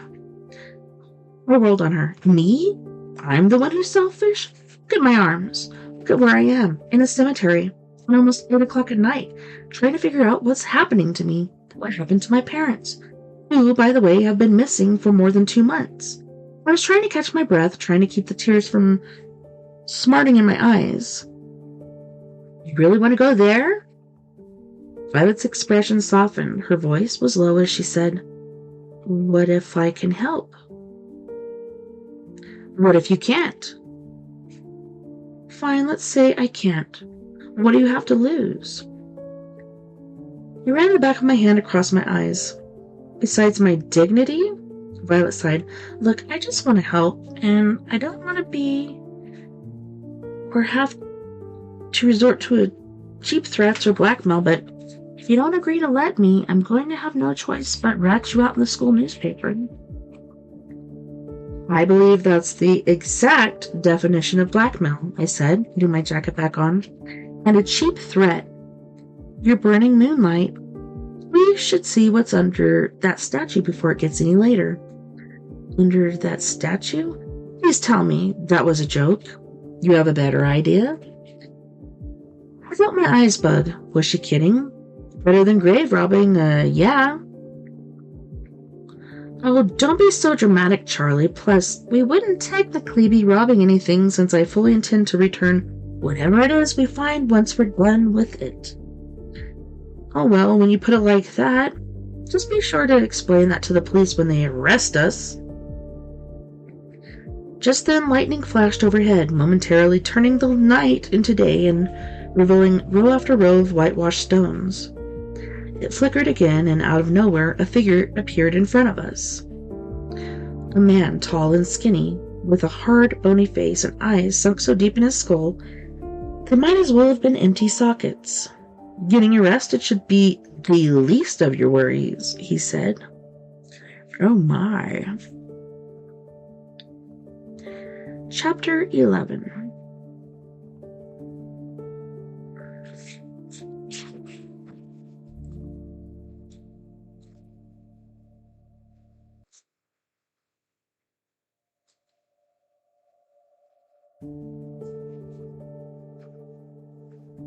Yeah, I screamed.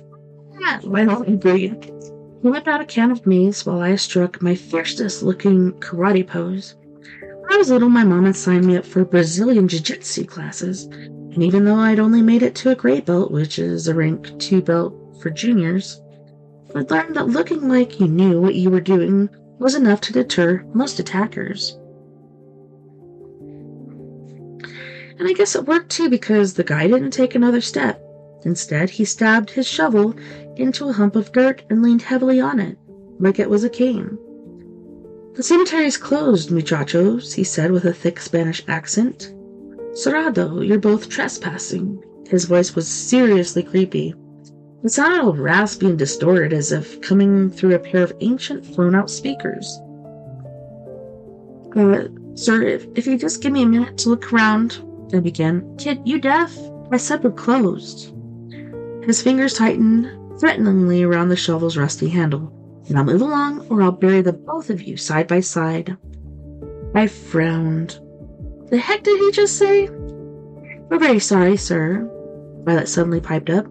She tugged on my arm, then began pulling me back the way I'd come. We'll be going now. Sorry for bothering you.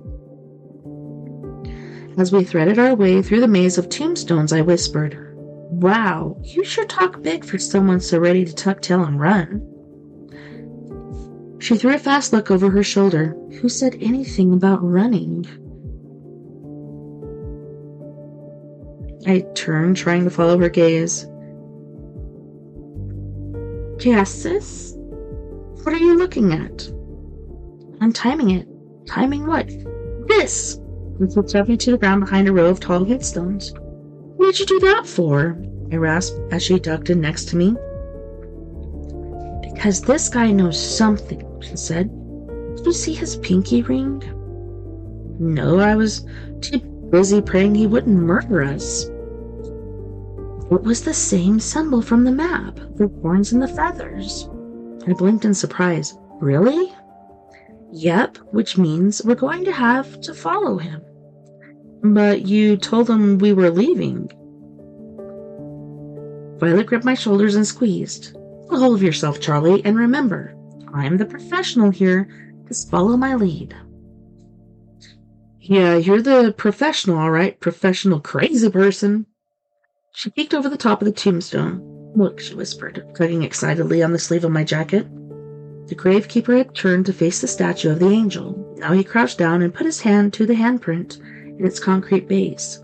Before either of us knew what was happening, the ground started to tremble and the entire statue, giant stony angel and all, slid silently to one side, revealing a gaping hole in the ground. I rubbed my eyes, unable to believe what we were seeing, but nothing changed. The groundskeeper dude had opened up some kind of hidden passageway. That's why you always keep pulling on the thread, Violet whispered as she talked to herself. I shook my head. What? Never mind. After a quick look around, the groundskeeper started down the hole, his enormous shovel dragging behind him like a limp leg. The moment he was out of sight, Violet grabbed my arm and yanked me forward. We skidded to a stop at the edge of the hole, and when I peered into it, I was surprised to see a set of dusty stairs leading down into a narrow corridor. Ready? Violet asked, her eyes all big and blue and sparkly. The girl obviously lived for stuff like this. When I hesitated, she tilted her head, grinned at me. You're not chicken, are you? I glared at her. Seriously? You're going to make chicken jokes with my whole feather situation? Her grin widened. By the way, just because something's got feathers doesn't mean it's chicken. I grabbed her head. Vamos. The tunnel was cold and damp and smelled like clothes that had been left wet after washing. A few torches burned on either side, casting long, spooky shadows on the rocky dirt walls. Otherwise, it was pitch dark. As we walked, Violet inspected the torches, the beams of rotten wood supporting the ceiling, even the little fluffs of moss that had gathered between the beams. She reminded me of a bloodhound on a scent. This is incredible, she whispered excitedly. This thing shouldn't even exist. We're in Florida, which is like, what, 8 feet above sea level? 6, actually, I said, but she had a point. How did this thing exist? A couple of yards later, the tunnel curved left and opened up into some kind of underground boarding station. About a dozen rusty old mine carts sitting on even rustier steel tracks that ran off into the black mouths of the tunnels in either direction. As we looked on, the lead cart shot off into the tunnel to our left, while another cart, this one just as rusty and rickety looking as the others, emerged from the opposite end, looking and joining the back of the line. We're automated, I heard myself say, like a theme park ride. And look! Violet pointed at the side of one of the carts. Etched into the corroded metal were those symbols again, the horns and feathers. I felt the hairs on my neck prickle. Okay, this was getting weird. Come on, Violet said. We climbed into the leaf cart and it lurched forward, almost immediately sending us to our butts. As we entered the dark tunnel, a rush of cold air washed over us, blowing my hair back from my face and making me shiver. The cart's single headlamp snapped to life then, but it didn't show much, only the arched brown ceiling above and the rocky red earth beneath. Feels like we're moving at a slight incline, Violet said, struggling to sit up. I squinted into the dark. I can't see a thing. Me neither. She gripped the sides of the cart and gave them a firm shake. At least this thing feels pretty sturdy. Safe. The wheels on the cart rattled and groaned as we began to pick up speed. I think we have very different definitions of the word safe, I said. Don't try to stay positive here, Charlie. I am positive. Positive this was a really, really bad idea. And as if to make my point, the cart took a sharp corner, picking up even more speed, and we suddenly dropped into nothingness. Well, on that note, boys and girls, we're going to our second music break. On this break, we have the lovely and talented Miss Mia Savage with her group Antidote for Savages with Not a Phase, Bury Me in Heaven, which is one of my favorites, Singing to Your Grave on the bottom line. You guys don't go anywhere. We'll be right back after this music break.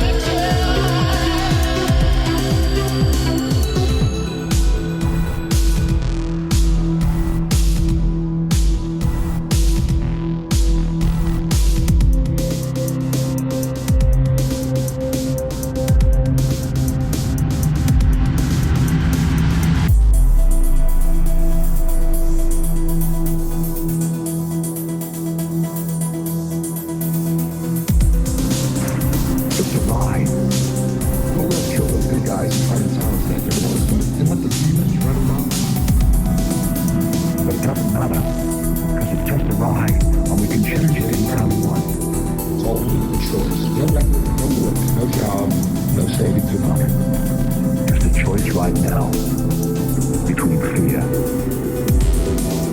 and love.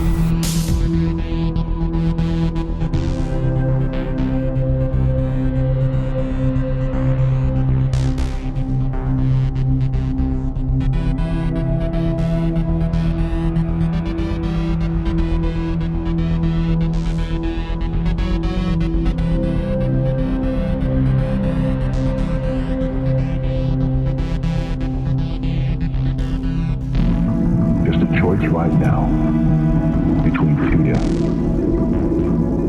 and love.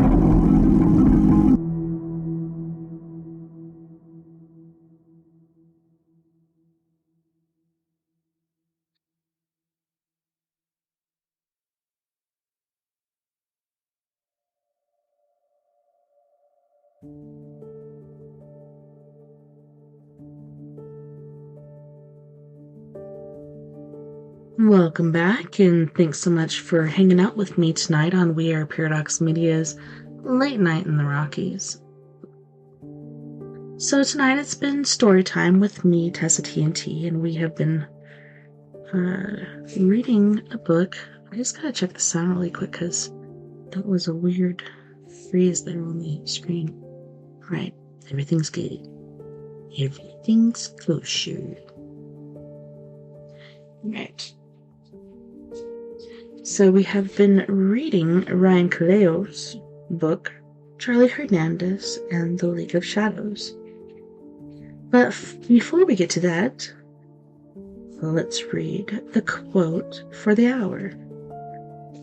Or the thought for the hour? I don't know, what should we call it? Let me know. The way some people drive, you'd think that they were late for their own accident.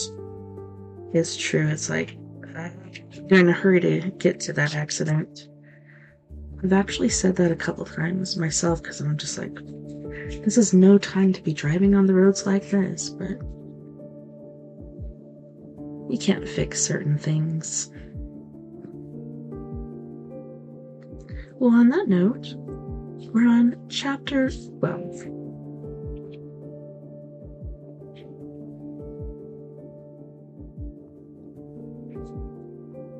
I'd like to say that I bravely stared down certain death without so much as a blink or a squeak of fear, but the truth was that when the minecart made that first awful plunge, leaving my stomach floating somewhere above us, the first thing I did was squeeze my eyes shut so hard I felt it all the way down to my toes. Then Violet and I threw our arms around each other and began to kick and scream like a couple of terrified newborns as the cart twisted and turned and abruptly shot up again. Hot air rolled over us in a vapory wave. My insides shriveled like pork rinds. Still gaining speed, we rocketed through a narrow section of tunnel, and the world became a blur of shades and shadows.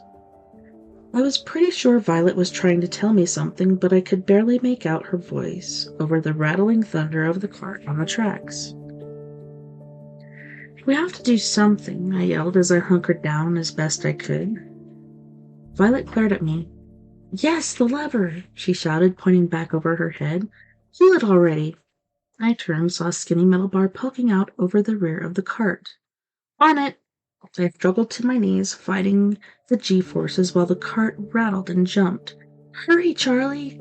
Leaning hard against the back of the minecart, well, more like being sucked into it, I wrapped my fingers around the rusted hunk of metal and pulled. My arms shook, the skin in my palms burned, but the bar didn't give, not even an inch. It's not budging, I shouted, glancing back at Violet. Help me! Struggling over to me on her hands and knees like a baby learning to crawl, gripped the bar with both hands. On 3, she said. 1, 2, 3.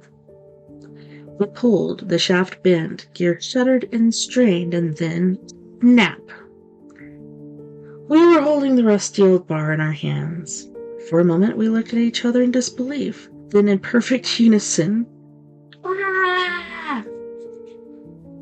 Cart hurtled forward, wheels screaming, sparks shooting up in a wide spray as we thundered furiously along the tracks. Hard left, and I slammed into Violet. A sharp right, and a mass of stalactites zoomed by close enough to stir my hair, close enough for me to actually smell the minerals. What's your plan B? I shrieked as we veered through another tight passage. The lever was my plan B, and my plan A and C and D too. There was a rusty screech of springs, and we flew into another hard left. The tracks rumbled, the cart vibrated and bucked like a massage chair gone bonkers. I felt my lunch rise into my throat and clapped both hands over my mouth to avoid giving. Violet a fastful of our school's gluten-free mac and cheese as we plunged into another drop, this one so steep I literally felt myself float for a full second. I love that feeling, but I hate that feeling. I like getting scared, I guess. I don't know. That's how I was raised, like on scary movies and stuff. You get those, I'm going to say endorphins, but I think it's called something else. Anywho. When we hit the bottom, the cart lunged right, and I smacked my head on the sidewall with a thump. A galaxy of bright lights burst across my eyes. The world spun. I opened my mouth to shout something like, "We have to do something!" But Violet was already on it. She had a coil of thick rope in one hand, and our half of a broken brake lever in the other. "Where'd you find the rope?" I shouted. "I was sitting on it." I watched her fasten one end to the brake lever. Then she tied the other end to the rear of the cart and looked up at me. "The plan is I toss this bar behind us. It catches in the tracks, and if the rope is strong enough, it should slow us down, like an anchor." "That's brilliant," Violet shouted. "We'll see," then tossed her makeshift anchor into the tracks. It hit the ground with a flash of sparks, dragging behind us for several yards, bouncing once, twice, 3 times. And then miraculously catching on the rails. "It worked," I shouted triumphantly. "It actually worked." Half a second later, the rope pulled taut and then snapped like a shoelace. My heart instantly plummeted to my toes. "I don't suppose you have a plan E?" Violet's gaze drifted past me. "No time," she said, and now I saw what she meant. 20 yards up ahead, just over a hump of rocky earth, the tracks fell away into empty space. I barely had time to whisper, "For Dios mío," before the cart came to a sudden screeching stop and tipped forward, launching us out over the pitch-dark chasm. Chapter 13. I'd never plummeted to my death before, obviously, but I was pretty sure about 3 things. 1, we'd fall for a while, screaming and flailing and hoping for something soft and squishy to break our fall. 2, there wouldn't be anything soft or squishy to break our fall. And 3, when we finally did stop, that would be the end of the road for us, like forever. That's the one I was most sure about, in fact. So you can imagine my surprise when we hit the ground less than a second later, landing face first on the dusty cavern floor, and neither one of us went splat. I suddenly realized two more things. Facts this time. 1, we weren't going to die. Not right this second, anyway. And 2, which was important because it was the whole reason for number 1, we hadn't been launched out over a gaping pit, just a really, really dark area of the cave. Somewhere to my left, I heard a low, grumbling moan and turned my aching neck to see Violet pushing unsteadily to her knees. "You okay?" he asked in the darkness. I could just barely make out her face. Her cheeks and nose were coated in a thick layer of brownish dirt, making it look like she'd taken a big ol' cinnamon pancake to the face. I almost burst out laughing, but then realized I probably didn't look any different. I sat up, dusting myself off. My neck ached, my knees were throbbing, but hey, at least I could still move them. Could have been worse. You can say that again. Looking around, I saw we were sitting in the middle of a huge, semicircular cave surrounded by masses of dripping stalactite columns. Ahead of us was the opening to a narrow tunnel, carved right into the rock. It glowed with pale, flickering light. For a second, I thought it was moonlight, but that would have been impossible. We were too far down. "Looks like there's only one way out," I said, pointing. Violet blew a strand of hair out of her face and nodded. "Come on." Just like in the entrance, the tunnel walls were hung with torches. These, however, burned with a strange green flame that was almost black. Violet guessed that the combustible ends must have been dipped in boric acid. That, she said, or there had to be high levels of copper sulfate in the air. Violet was in pre-app chemistry, so I didn't argue. Either way, the greenish fire was awesome, if not a little freaky. But even more awesome, at least to me, were the walls themselves. Carved with beautiful geometric patterns of triangles, zigzags, circles, and squares, they looked like something straight out of the National Museum of Anthropology in Mexico. In fact, the stepped fret design that ran along the base in thick vertical bands looked exactly like one of the display pieces that had been on the cover of the brochure my mom had brought back from her trip to Mitla Ruins, site in southern Mexico, aka the Place of the Dead, last year. Mesmerized, I ran my hand along the intricate carvings. Magnifico, huh? I reached up to trace my thumb along one of the triangles, then quickly yanked my hand away as a gnarly black tarantula came scuttling out of a hole in the middle of it. "Looks like you found another friend," Violet said with a grin. "I've already seen a bunch. The entire place is crawling with them." "In that case, let's keep moving." Every few yards, the tunnel curved and split off in different directions. Violet always chose middle, and I just followed because she looked like she knew where she was going, and because I'd never been any good at multiple choice tests. About 30 yards in, we began to hear a weird tink, tink, tink sound.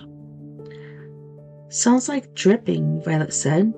She walked out ahead of me and peered into a soccer ball-sized hole in the wall. A moment later, she rolled around, her eyes huge as a startled deer's. "Harley, get over here," she whispered. I hurried over. "What is it?" "Look into the hole," she said, stepping back. "Huh?" "Just do it," she hissed. So I did, and I felt my eyes bug. Whoa. Below us, about 500 or 600 feet straight down, was a hollowed-out cavern the size of the Grand Canyon. A vast network of platforms and bridges spanned it, crisscrossing like the web of a crazy spider. On the platforms, hundreds of tiny little men in miners' uniforms swung hammers, worked cross-cut saws, and fit hinges to rectangular wooden boxes twice their size. Some of the men were brawny, with long white beards and no necks. Others had hairy reddish faces and feet so big they waddled when they walked. The brawny ones hacked away at minerals embedded in the cave walls, while the hairy-faced ones collected the fragments into buckets, and then passed the buckets into a complicated system of pulleys to other hairy-faced dudes, who stood over giant bubbling cauldrons, forging the minerals into what looked like carpenter nails. As I watched, one of the dwarfs, a brawny bearded one, placed his hairy knuckled hand on the wall of the cave, and thick yellow veins suddenly appeared in the stone, spreading out from around his tiny palm like the crooked branches of some enormous tree.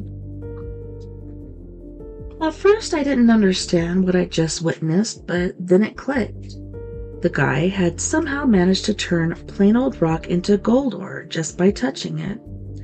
I counted 9 separate bands, each one as thick as a giraffe's neck and at least twice as long. Santo cielo, I breathed. Those things must be mucus. Violet squeezed in next to me, whispered, "What are they called?" Mucus, they're like cave dwarves. I heard stories about them when I was little. They help miners sometimes, make packs with them.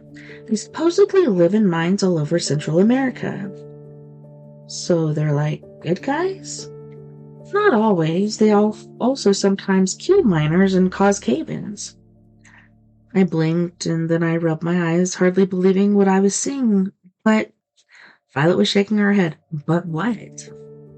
I thought those were just myths my grandmother used to tell me. Stories to scare little kids from wandering into mines alone. How can they actually exist? Oh, you'd be surprised what actually exists, said a familiar voice at our backs. I whirled around, and what I saw made me doubt my own sanity. Chapter 14.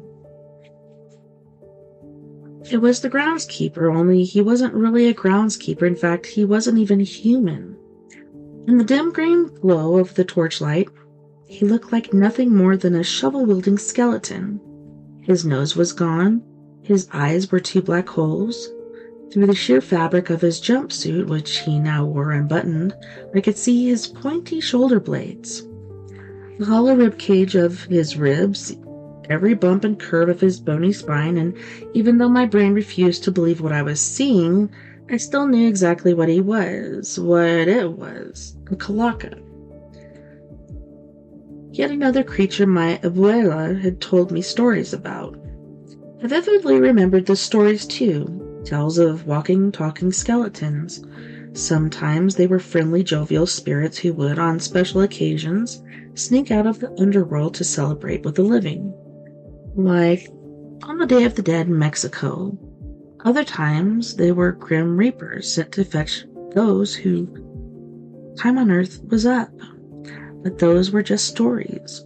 The panicky voice in my head shouted, and yet there was one right in front of me, standing literally less than 2 feet away, its bony, fleshless face gleaming bright white in the flickering torchlight. "Hola, muchachos," the calaca said as it stepped forward. Violet and I threw our arms around each other. We started to backpedal and bumped painfully against the rocky wall of the cave. "We're trapped," I realized, and my legs instantly turned to jelly. "Carly, please telling me you are seeing this," Violet said, her grip tightening on my arm until it hurt. "If you mean the walking skeleton, or calaca, then it's a definite yes." "Ah, muy bien," the skeleton dude said, sounding impressed. "I see you know your Hispanic mythology. That's very good. It shows you have a curious mind, and that's important for a boy your age. Unfortunately, I still have to kill you now that you've trespassed into my home." And he raised the shovel, preparing to whack us. In a panic, I reached into my pocket and pulled out the map and all my loose change. It seemed ridiculous, I know. I mean, how are you supposed to fight a shovel-wielding maniac skeleton with an old map and a couple of quarters? But I had a plan. See, I remembered my abuela telling me a tale of shrewd teenage drifter, an orphan named Juanco Ramirez, who cheated death, which in his fable had been personified by a calaca. According to the tale, Juanco had learned at a young age that Calacas were traders by nature, so he spent his life collecting little trinkets he thought he could use to bargain for his life when one eventually came for him. In my abuela's story, Juanco successfully traded his way to become the oldest living man in Mexico's history. I just hoped that part of the story was as real as the rest of it seemed to be. Un intercambio, I shouted, holding out a pair of quarters in my shaking hands. 2 shiny new quarters in exchange for our lives. Violet looked at me like I'd lost it. Not that I could blame her. I probably would have looked at me that way too, but my ridiculous plan actually worked. Or at least it seemed to, because Calaca's shovel froze in midair. His dark, empty gaze narrowed in on my hand, and he whispered, "Niño, where did you come by such a thing?"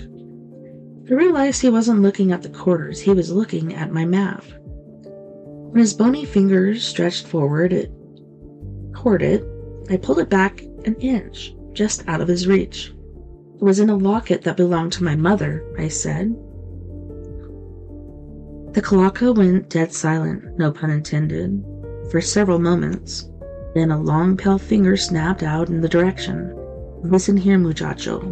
I will make a trade with you, but not for those worthless coins, for that map. You hand it over and I'll spare your lives. ¿Cómo suena esto?" You looked between us. "See? Sounds good?" "Only if you agree to answer a few questions as well," Violet said, surprising me. It was incredible. The girl was obviously terrified. I mean, I could literally hear her heart trying to beat its way out of her chest, but she'd somehow managed to keep her wits about her. "Deal," the Calaca agreed, holding one misshapen hand out toward me. And did I think this undead skeleton could be trusted? Heck no, but I didn't really see another way out of our current situation. Fortunately, as soon as I handed over the map, Mr. Tall, White, and Bony dropped the shovel. I let out a breath I hadn't realized I'd been holding. "Madre mia," the Calaca murmured. His voice shook with both awe and fear. "I cannot believe one of these still exists." He raised the map reverently before him, and as if holding a secret object. I thought the last had been destroyed in the great fire of Oaxaca.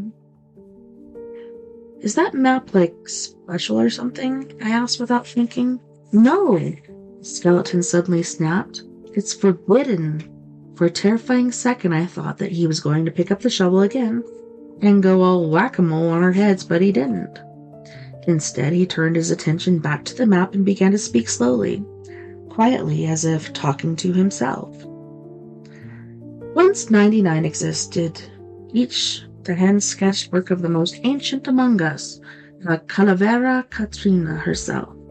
As the head of our order, she took it upon herself to map out the way to the world between worlds so as to create a reliable record for our kin.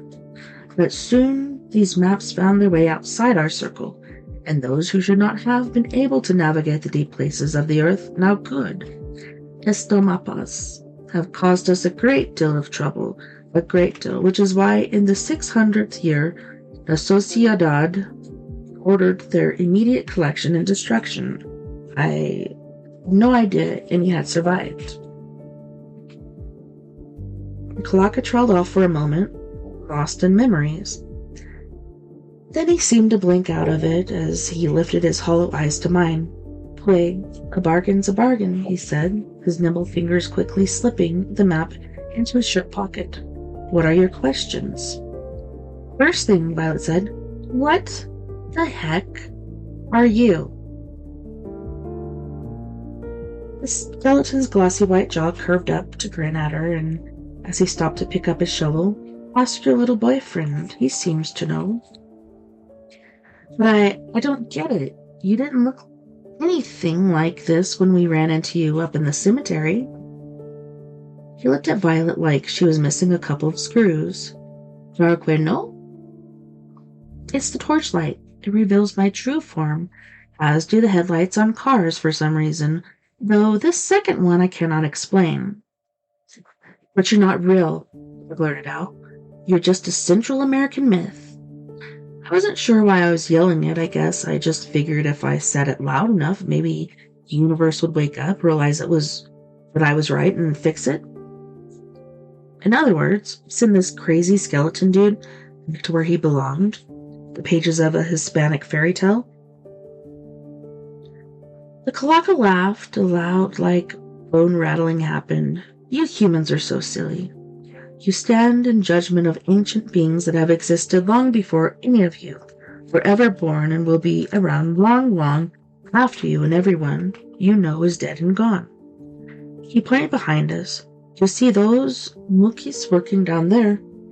Most are over 300 years old, and me? Well, let's just say I once played Ulama with an Aztec chieftain. Don't believe me? Ask him yourself. But wait, you can't, because he's dead. His voice echoed loudly through the cave. Loose dirt and pebbles rained down. Beside me, Violet made a face that said, "Please don't antagonize the psychopathic skeleton with a giant shovel in his hand." Still, I couldn't let this go. Hold up, I said, shaking my head. So you're saying that all Central American myths are real? Not just Central American myths, Tonto. All Hispanic myths. Yep, I'd just been called a dummy by a mythological sack of bones.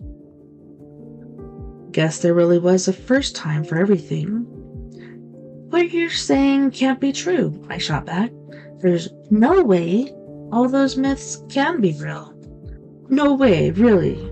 Then how do you explain how quickly those stories made it around the globe?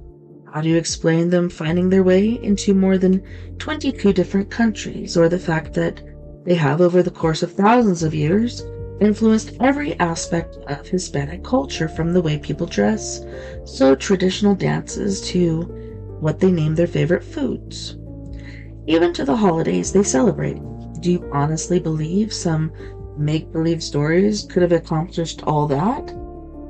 Face it, if people didn't keep encountering things like my generation after generation, the tales would have died off centuries ago. And trust me, you humans might be a lot of things, but not one of you, dead or alive, is creative enough to come up with stories like those all on your own. Calejo is making some strong points, really strong ones, plus I was finding it sort of difficult to argue with a talking skeleton about what was real and what wasn't. There was a moment of silence as the Calejo composed himself.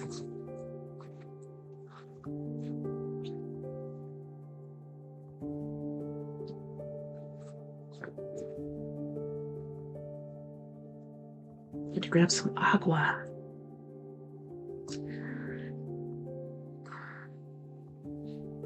Then he leaned lightly on his shovel and sucked in a wheezing breath. Which, by the way, was pretty freaky considering the dude clearly didn't have any lungs. "Disculpen," he said in a sort of embarrassed voice. He looked away, staring down at his bony toes as he wiggled them like worms on a hook. My tirade was uncalled for. I just get a little irritado when humans try to deny my very existence and the existence of beings like me in my face. That I am going through a bit of a difficult breakup? Like with your backbone or something? I guessed. The dark sockets of the Calejo's eyes bored into me. No, not with my backbone, Tonto. With a lover, not that it's any of your business. Definitely not my business, I thought, and definitely not something I wanted to picture. I mean, could you imagine going in for a smooch with that bony face? Yikes.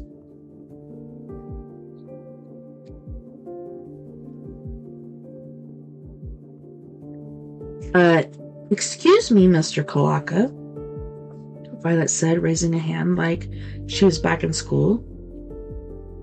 If it's okay to call you that. But I was wondering why you specifically single out Hispanic myths, as I'm sure you are aware plenty of other cultures have myths too. I am aware, señorita, the Calejo replied, but Hispanic myths are the only ones that are consistently true. Violet was shaking her head. Why? That doesn't make any sense. Simple, because the landmasses currently known as Central America, South America, and the Iberian Peninsula are closer in metaphysical proximity to the spirit realm than anywhere else on the planet. Hence the land, the animals, and yes, even the humans living in those areas are liable to give birth to all sorts of strange and fantastical things. Not to mention the fact that there are more pasillos across those very same lands than the rest of the world combined. And because the spirits and creatures that cross back over tend to become viciously territorial, they usually choose to stay close to the area of their crossing. What are pasillos? Violet asked. Calejo crossed his arms over his chest. Things niños like you two shouldn't concern yourselves with, señorita. Hey, we made a deal, she reminded him firmly. The skeleton sighed. They are passageways between the land of the living and the land of the dead. Links, you could say. His joints creaked and popped as he gestured around the cave. Like this place, okay? One of my abuela's old sayings came back to me, a phrase frequently used in Mexico when someone dies. Se lo lovo la calaca. Or in English, the calaca took him. You are a Grim Reaper, aren't you? I said, feeling a cold chill run down my spine. Calaca gave me a wicked grin. Think of me more as un guardia, a station guard. I make sure none of you skin people wander over to the other side without good reason. For example, your deaths? I felt my eyebrows pressed together. That happens a lot. The people wandering over thing? It does, he tapped his pocket. Thanks to maps like these. But why would someone who's alive want to go to the land of the dead? Valen asked. To hide from living authorities? To visit long-lost relatives? The Calaca shrugged. The list is long, believe me. Suddenly a crazy thought hit me, and I looked at Violet. Are you thinking what I'm thinking? Think so, she said. I turned back to the skeleton. My parents went missing 2 months ago.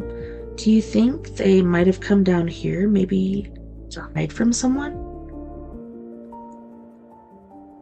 The Calaca shook his head and instantly felt my heart sink.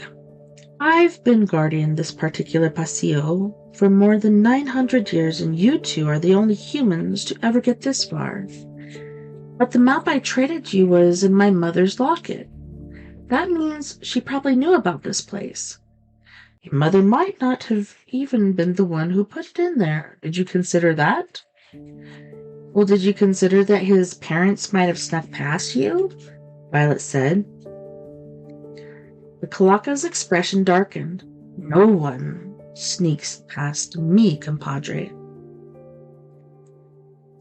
Comprende? And they need my help to reach the other side anyway, so you can toss that little theory out the window. Ovidalo. He popped up in his tippies, cracking the knuckles of his toes one by one. The whole thing was pretty gross and freakishly loud, the sound bouncing off the walls like party poppers. Just one more thing, Violet said. She yanked back the sleeve of my jacket, revealing my feather-covered arms. Explain this. Chapter 15. If the groundskeeper had eyes, they would have shot right out of his skull. ¿Qué es lo que está pasando aquí? He burst out. Explain yourselves. They're just feathers, I said. Take a chill pill. What kind of abomination are you? Abomination, hey, at least I have skin and blood, hermano. Which is a heck of a lot more than I can say for you. What are you? Confess to me. He's just a normal guy, Violet shouted. The groundskeeper snatched my arm and raised it, rather rudely, I might add, over my head. Does this look normal to you? He roared at her. I yanked my arm away. My cheeks were flaming with embarrassment, as if I didn't feel enough like a freak already. Some bare-headed skeleton had to rub it in my face. Hey, I've been normal all my life, all right? Stuff like this only started happening to me a couple months back. Get out! The bones in his knobby knees made an odd grinding sound as he rolled to point up to the tunnel. Beyonce, follow this tunnel the rest of the way, and the torches will lead you back to the surface. First, tell us what you know, Violet demanded. Nope, I won't speak a word about any of this. Nuna, why not? Because I will not defy la mano peluda. I shook my head confused. The hairy hand? Yes, the hairy hand. I will not allow you to bring their wrath down upon our heads. We are simple stewards, ferrying spirits from one place to another. You'll condemn us to an eternity of nothingness. His voice once again echoed through the corridor, causing more dirt and bits of stuff to rain down on us. Just tell us what you know, I said, or at least tell us what the symbol on the back of the map means. Horns and the feathers, I've had both of those manifestations, los dos. A Violet's shocked look, I shrugged, and to the collector. What's happening to me? Read my jawbones, he said. I don't deal in the dark arts. And even if I were still on friendly terms with the only lady I know who does, which, by the way, I'm not, I still wouldn't even give you $52.25 that it would cost you to get to her. And would you like to know why? Because I will not defy la mano peluda. He paused as if trying to catch his breath. They have spies everywhere. I will say no more. Now, get out. When we made it back up topside a few minutes later, Violet said, Did all that really just happen? I shrugged, feeling dazed. I think so, that or one of us is about to wake up from a seriously freaky dream. Violet rubbed her dirt-streaked temples. Honestly, I'm kind of hoping for number 2, she said. Suddenly, the ground began to shake under our feet, and I peered over my shoulder at the statue of the angel, which was now sliding noiselessly back into place. The thing must have weighed close to 2,000 pounds, but it moved as easily as some hollow stage prop set on invisible tracks, hardly disturbing the ground around it at all. It was actually pretty amazing. Maybe we should get out of here, I said, before the earth decides to swallow us or something. Hey, it wouldn't have been the weirdest thing to have happened to us tonight. Maybe not even top 3. A few minutes later, we reached the rusty iron gate of the cemetery. Beside it, lying next to my bike, was a top-of-the-line mongoose racing bike. Is that your ride? Asked Violet. Yeah, it's my work bike. I helped her pick it up. Thanks, she said, resting off the seat. Her eyes sparkling in the moonlight stared deeply into mine. So, crazy night, huh? More like a psycho, and the cherry on top is that stupid skeleton didn't give us a freaking thing. No one ever gives nothing, Charlie. He said a lot more than he realized, trust me. What do you mean? We'll talk tomorrow, but now I have a few more puzzle pieces to push around in my head. I had no clue what she was talking about. Okay. By the way, you said the Mucus and Skeletor back there are Spanish myths, right? Yeah, Hispanic and Latino myths. Hey, then I better get up to speed on those. Always good to have at least some working knowledge of all things related to your investigation. I was about to say, we're not on an investigation, but the truth was, we were. And she was pretty darn good at being a detective. Violet stared at me for a long second, the hint of a smile on her face. We should probably get home, she said. finally, before people start to worry. She jerked a thumb over her shoulder. You get home faster if you go down Hibiscus. I should probably take Calejo. Or Ocho? Sure, you don't want me to ride home with you, I asked. So you're not alone? Thanks for the offer, but I don't think much is going to scare me after what we just went through. She hopped on her bike and started pedaling. Meet me in the library tomorrow after lunch. Oh, and try to get some sleep. Something tells me you're going to need it. Halfway to the corner, she turned and shouted, Buenas noches. Buenos noches, Charlie Hernandez. Her voice echoed through the night like a sweetly sung lullaby. I could have happily closed my eyes and sailed off to Neverland right then and there, but I didn't want her thinking I was any weirder than she probably already thought I was. So instead, I just gave a little wave and watched her until she was nothing more than a tiny brown dot in the night. Buenas noches, Violet Ray. Ah, I like this book. Makes you feel like a kid again. No, but it's very good writing, and I love what Ryan's done with this story. It's pretty dang awesome. But yeah, I hope you guys enjoyed it too. I'm trying to think.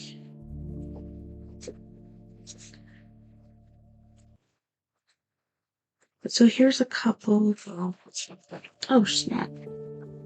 I'll drop my book.